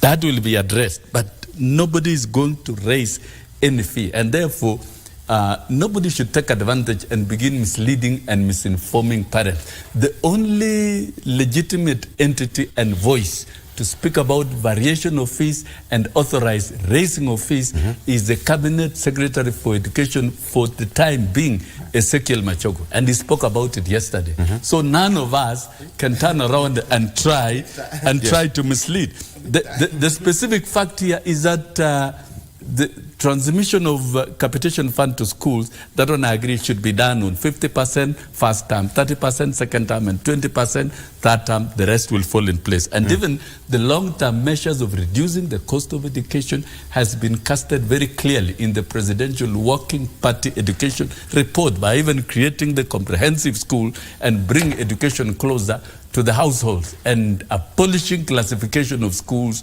where we have super expensive schools in the name of nationals, the next category of expensive schools in the name of extra county, the next county and sub-county. All schools will be treated equally and they will offer equitable quality education for all. A lot is being done in very many different areas. And this is a president who doesn't sleep. He's hands-on and he follows it and he's honest. He's not ready to compromise certain things that must be done in a painful way for certain things to work merely in exchange of popularity, which they're talking about. This is a period and time for working, and therefore, even the fall of the shilling. The fall of the shilling is out of economic. You had your time. No, donate 1 second. I'll get it back to you. You had your time. Donate. They had their time. No. I'll donate. I did not stop them. I was quiet. Terry, I'll come back to you. I was quiet when they were speaking. Go ahead. Why do you want to stop me and let them continue selling lies? we don't need to lie to Kenyans. And we are not selling hope. We are telling Kenyans this is a painful route we must take. We inherited an economy riddled with huge debts and money that did nothing. And I can give you figures. Moi retired with a domestic and external debt of 650 billion. So when Kibaki inherited the economy from Moi, the debts were so low. And he had all the space to work on revenue collection measures and fix the economy. Kibaki retired with domestic debt after 10 years of ruling this country and fixing the infrastructure and many things, with a domestic debt of 1.7 trillion. So Uhuru Kenyatta inherited an economy that was easy to work on. And in 10 years, together with the handshake team, the domestic, the debts are at the highest 9.2 trillion. William Ruto is not a magician to come and say, hey, let things change, and it does happen. He doesn't have a magic wand. He's a human being who must deal with the realities the way they are, and he's doing it. And the processes of transforming the economy is going to take time with what I've called you painful decisions to make. Those decisions have been made. They will be implemented as they are, and we must all work hard as a country. To support the president, because he's a president, allow me to interrogate this, to support the president in the plan to recover the economy, create jobs for Kenyans, and ensure that Kenyans Very well. are living I've heard you. decently. I've heard you. But let me ask you this question before you come in, Mheshimiwa Undo. Is it high time that probably the government stopped referring to the past and start focusing on the future? Let us not cheat ourselves. Let us not cheat ourselves. Even when you are plotting a curve in statistics as an economist, you must plot points. And you draw a free curve. And you will always identify where we've come from. We must draw the economic curve right from 1963. And but appreciate the common mwananchi, the challenges. Do you think the common mwananchi, as an anchor, yes, Kenyans must be told that it's fine. I don't with refute a huge that. debt of I don't refute that. 9.2 trillion. My question to you is, at the end of the day, let us ask a question. That debt was not cleared when Uhuru exited. Just a minute. That debt is being paid now. I will still have to ask my question. And it's being paid by Kenyans. I will still have to ask my question. For a long time. No, I will still have to ask my question. My question is this. I want to correct him with the facts. Only one point. Allow me to ask this. The question is so simple. This is a new regime altogether. The president is in place with the whole cabinet and everything is moving on. The first State of the Nation address is going to happen today at 2:30 p.m. Don't you think it's now high time that you stop talking about the last regime, take charge of this one, minus referring to what happened in the future? Take charge of the government, because people are not under President Uhuru Kenyatta's regime. They are in a new regime altogether. They want to see tangible results. They want to see what is happening to change the situation. Government exists in perpetuity. Even whoever will come in as president in 2032 will come face to face with debts, liabilities, and opportunities caused by the previous government. Thank you. So you can't run away from linking. You've answered me. If President Ruto, allow me to finish answering. If President Ruto now is collecting taxes, and those taxes are being used to service debts that were borrowed by the previous government, is that not working? Thank you. And linking with the previous administration? I want to be very realistic. And I do not want to sugarcoat and lie to people of Kenya. I sit in parliament, I sit in committees, I sit in, and we get a lot of data and information as part of our work. The truth of the matter, Kenyans must brace themselves for hard times. Kenyans must brace themselves for hard times. Anybody selling them false hope is lying to them. One, KRA has continuously been unable to meet the revenue targets. And that situation is unlikely to change because the level of production has come down, savings have come down, disposable income is low. So if disposable income is low, there is no consumption. When there's no consumption, it means indirect taxes, be it VAT or whatever, will fall down. So Kenyans must brace themselves. Capitation, transfer of funds to schools is not going to be met because there's no fiscal space to enable the treasury to remit that money. As we speak today, Victor, let me tell you reality. We'll get, you are Malim, you're not Hekola. Let me tell you, Victor, as we speak today, development funds that was appropriated by Parliament in the budget this financial year we are in, 0% has been released. 0%. And now a supplementary budget is coming. They are even cutting recurrent expenditure in terms of fuel, recurrent expenditure in terms of maintenance. So it means a civil servant that has been employed, all he will be doing is to go to the office, hang his coat, browse on the internet the whole day. If they are lucky enough, there is the Wi-Fi has been paid for in the office. Because there is no money to allow these extension officers, there is no money to allow government employees to go and work. So if there is no work happening, so what kind of miracle are you expecting to happen? Where is the miracle coming from? If there is no construction, if there's no development, where are the jobs going to come from? If there's nothing happening, what do you expect? Kenyans must brace themselves. We were duped.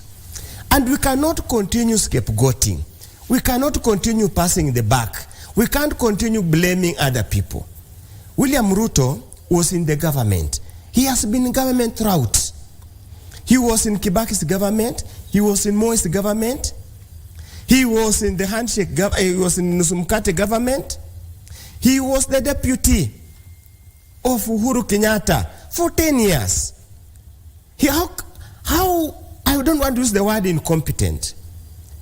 How can he be insincere? To what level can he be sincere and tell Kenyan people that he did not know what was happening? By virtue of his position, he used to receive intelligence reports. He used to sit in the cabinet. He used to chair IBEC. He used to chair cabinet subcommittees. So to be honest, to continuously blame, which he was part of, it shows an element that is typical for our Kenyan politics. That when things go bad, you look for a scapegoat. And you see, he has used an analogy. There's a patient who has gone to theater. He has been diagnosed, and here is a case. It's actually a case of wrong diagnosis. So what is going to happen? You are going to be subjected to the wrong surgical process. And that patient will not survive. And that patient will require a lot of expert to resuscitate that patient. Even to make matters worse, you hand a patient to an incompetent person, a morally degenerated person, a person who does not even know what to do. So what are you going to do? The patient will remain in a coma. By the time the patient comes out of a coma, if he's a child, if he was in grade 7, he has remained in a coma for 3 years. By the time he comes out of coma by miracle of God, his classmates will be in high school. He will have lost how many years? 3 years. Let's just be realistic. And it was very simple. As a alleged, you come get a dilapidated economy, a battered economy, what do? You don't increase taxes. You boost consumption. It's consumption that drives this economy. It's consumption. It is retail that drives this economy. Okay, break it down to a common Mwananchi. How do you boost consumption for? First of all, reduce the taxes. So Mwananchi has got money in his pocket. Very well. When he goes to buy something, there is VAT. When he goes to buy something, whoever produces that thing or retails that thing has got jobs. When he goes to buy something, he has to transport that something. Whoever has given him a lift is jobs. But you see now, if you reduce the disposable income to zero, to negative, what does he do? Zero, nothing. Can I add a point? Okay, go ahead. It is bad. It's not bad. Kenyans don't fall prey to sugar-coated stories. That's the truth of the matter. So, to add on what Mheshimiwa has mentioned, in addition to reducing taxes, the government should actually invest on production. We should expect more production in terms of irrigated agriculture, not just rain-fed agriculture. This is to mitigate importation, because we are importing all what we are consuming. And the other thing is, we also need to minimize duplication of efforts and the services. If you look at our ministry, we have a ministry with PS for irrigation, PS for sanitation, PS for water. Why do you have all these PSCs who are supposed to do one particular role? Instead of having multiple functions which are doing the same role, we need to collapse these unnecessary ministries, unnecessary departments, and have one. This is to manage wastage. If we don't do that, we'll continue blaming ourselves and blaming former governments. I also wanted to correct my brother, Honorable Sosion. He mentioned that this government inherited so much debt. But what did we see? The president continued to borrow. Within 9 months after Uhuru left office, President Ruto borrowed 1.2 trillion. When the same period, Uhuru had borrowed 500 billion within 9 months. So what are you telling us? The borrowing spree has actually continued. There is perpetuation of borrowing. And borrowing, I don't think, is a main issue. Because the debt ratio to the GDP of Kenya, it is 60%. When the debt ratio of an advanced economy, if I take a country like Japan, is more than 200%. If I take a country like United States, the debt ratio to the GDP is of 120%. But when they borrow the money, what do? They don't waste the money, but they pump the money where the money can be able to regenerate itself.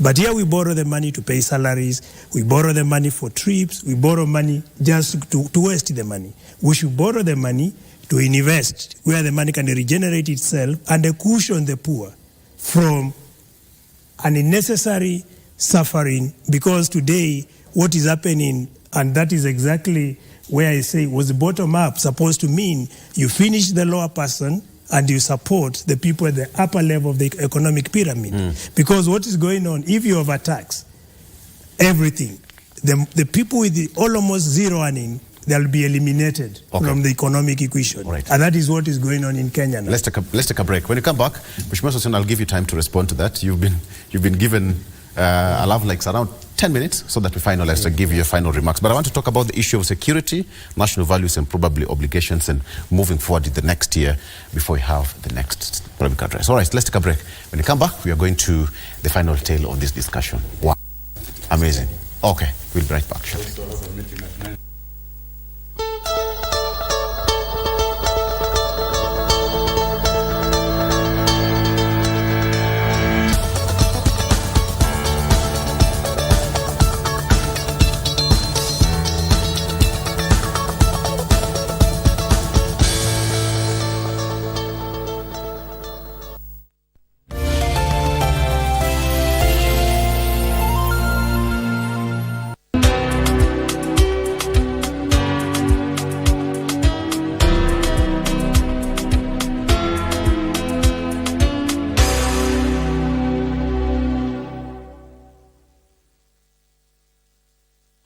Childhood mortality, or in simple terms, childhood deaths, is an indicator of a society's or a nation's well-being and socio-economic status. From this report again, we see that there is high male-female mortality compared to female.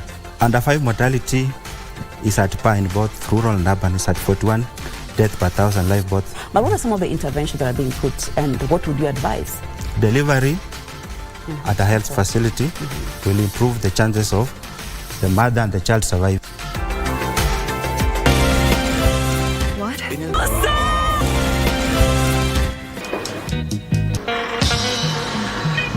Of course you didn't expect to find me here. I'm tired of everyone judging me, saying that I betrayed the company. At least I'm not the one who opened the door for the snake here. You're just not caught. What is this man doing here? This family has no idea that you are about to betray them. What do you want? I'm going to give you Uganda. I see trans in the family. Money is an issue here. So this is personal. Now we are on the same page. Did your father send you here? I answer to no one. I don't know what you're talking about. I'm coming after you with all that I have. You've always been a scum. Don't call me that. You will never succeed doing anything in this world without me, Alice. How do you manage to know every step I take?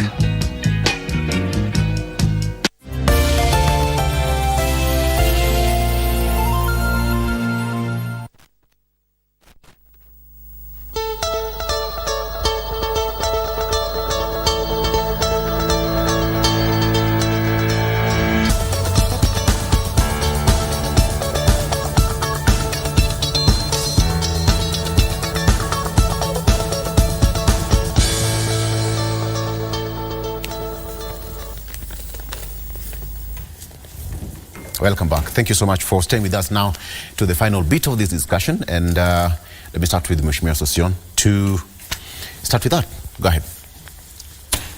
The plan of Kenya Kwanza is taking shape. And in due course, Kenyans will be able to appreciate the hard decisions that the president has made, the decisions that Kenya Kwanza has made, and however poetic our colleagues on the other side try to bastardize for political reasons, the president will stick to the script. We are coming from the background of an economy that killed the production sector. It's agreed. If you want to grow an economy, trigger the production sector of the economy to work. And we are coming from a regime that invested in capital development and killed the production sector and overborrowed. And we cannot run away from that. We have to fix it. We shall fix it. All the debts that have been borrowed by the previous regime will be dealt with. But going into the future, it doesn't happen in a day. You've seen the efforts in the agricultural sector that now, even maize, we've been able to increase the volume in just 1 year from 19 million metric tons to 45 million metric tons, just by working around fertilizers. And now if you look at the taxation regime in the Finance Act 2023, it is going to tax heavily goods that are being imported from outside so that we can promote production at the domestic level. And even raw materials for certain manufacturing certain products like agrochemicals and farm inputs, there is a tax waiver to encourage investors to come and assemble and produce locally. So the master plan of Kenya Kwanza, particularly by opening economic zones in all the 47 counties and working with county governments and putting in millions of shillings to establish economic zones for aggregation and value addition of goods in all the counties is the only sure way of encouraging the people at the bottom to participate in the economy and participate in the production. And the results will not be seen today. It will be seen in the fullness of time, 2-3 years from now. So the focus by Kenya Kwanza government to invest more in manufacturing, in value addition, like we cannot export our tea raw, we cannot export our coffee raw, we must value add within the country so that then the farmers who are at the primary level of producing can begin earning higher prices. It's a process of time. And we have seen tea farmers. I'm a tea farmer myself. And I've seen enhanced earning. And all tea farmers across the country, the coffee farmers. Now the focus is on the sugarcane sector, reviving the sugarcane sector. So really, these are facts that must be appreciated. It is not going to be very easy to go through that route. We must discourage and disappoint cartels who have occupied this sector and engaged in monopoly. In a bigger scale, at the macro scale, the economy is shifting from cartels to Kenyans and to the people at the bottom of the pyramids gradually. And eventually, in 2-3 years, Kenyans will appreciate, and by 2027 by 2026 we'll have begun experiencing significant results. So I think the president has the best opportunity today to account himself, and that script is not going to change. It's not going to change. Very quickly. I admire the ability of the Kenya Kwanza to continuously put their head in the sand and not see reality. I admire the ability to believe that miracles will happen. Truth of the matter, Kenyans, things are not going to happen any better any soon. He talks about production. Yet if you find that the amount of budget allocated towards the productive sector, that's agriculture, manufacturing, to support the enablers, the infrastructure, is minimal. It's less than 1%. I sit in the Committee of Trade, Industry and Cooperative, and I know what I'm talking about. Even the little that we appropriated has been slashed, and that money moved into some funny activities. So Kenyans, brace yourself. And I want to pray, and I want to beseech the Kenya Kwanza government. Please climb down from your pedestal, come to the ground, and meet the people who are suffering. Listen to them. Don't talk to them. Don't come and preach to them what will not happen. Listen to them, hear what they have to say. Even the most ignorant and illiterate person has got something to say because he is a voter in this country. We also want to tell them, Kenya is a collection of everybody. This mentality, this preoccupation with the shareholders, this preoccupation of only awarding whatever little there is to only two communities is against national values as espoused in Article 10 of the Constitution of Kenya. And I hope the president will be candid enough and tell us, since he became the president of Kenya, this is what we have generated. He will be candid enough and give us the report of the National Cohesion and Some Integration Commission, what they have said about employment in the public sector since they came into government. These are now the kind of discussion that we need to talk about. It can't be like the rest of the Kenyans bake the cake, it's only select a few who take the cake. He talked about cartels. We are staring at a scandal in the fertilizer, subsidized fertilizer. We are staring at a scandal in the edible oil. Again, what? Perpetuated by what? By the same cartels. Cartels just mutate. One cartel, another cartel comes in. We have a new cartel in office now. And this, don't see anything good. It will just be a looting spree. And even as the control of budget said, even the so-called loan repayment, nobody has heard any the audacity to tell us how is it spread out. We find that, as she said, salaries of Constitutional Commission is inflated, yet the reality of what they get is half of what is included in the budget. We came to clean. We have seen there is a room to loot, so we are not cleaning, we are just waxing lyrics, hyperbole, wherever we go. Thank you, Victor. Thank you so much. Mheshimiwa Basil, your final remarks. Yeah, thank you so much. As I indicated earlier, that this is not an issue of Kenya Kwanza, it's not an issue of Azimio, it's an issue about Kenyans. Things are very bad for many Kenyans. Very few, particularly the poor, can manage to actually meet the basics. So it is the right time for the government, one, to manage wastages, number two, to manage corruption, number three, to invest in production, and by this I mean irrigated agriculture. We need to see proper dams, like what Ethiopia did, and channeling water from the flowing rivers to those dams. Number four, we need to invest more in research and development, because most of the advanced economies, that's exactly what they are doing.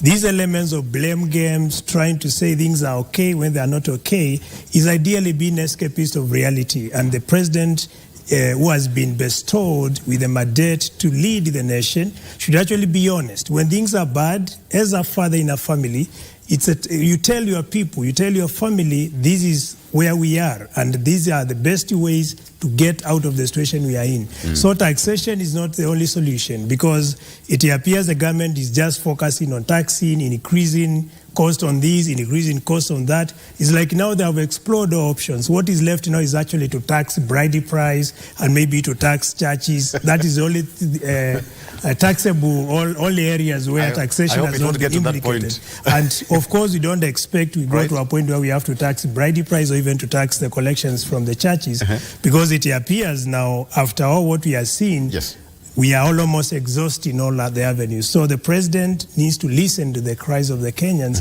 who voted for him and be able to come up with the strategies that resonate with the reality. Thank you so much. You. All right, gentlemen, thank you so much for coming on the show. We started at 7. It's now 9:44. You've done well. Thank you so much. Talking to Kenyans and teaching Kenyans and telling them what they need to hear.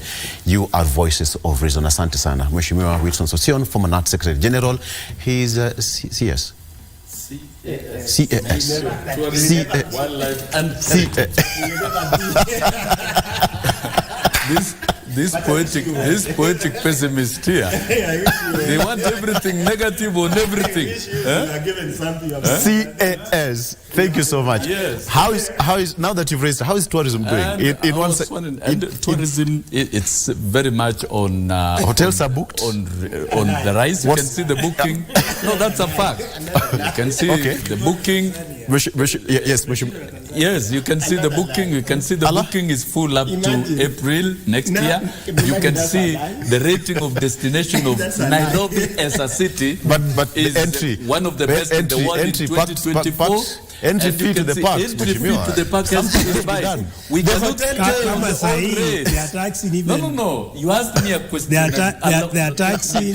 taxing tourists who are coming to Kenya. Tumemaliza. Embarrassing them. Opening the The bags. revenue from our national park has now gone up at very good rate. We are collecting sufficient revenue. We'll talk about that next time. That is good. We'll talk about next so time. there is good progress in tourism. Mheshimiwa Undo. And we'll get the numbers, we'll get the revenue.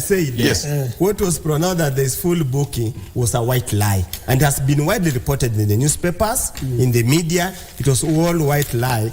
Typical of this Kenya Kwanza. Mheshimiwa Undo, Society is a believer, but you are lying. He's a national team. And of course, Robert Basil. Thank you.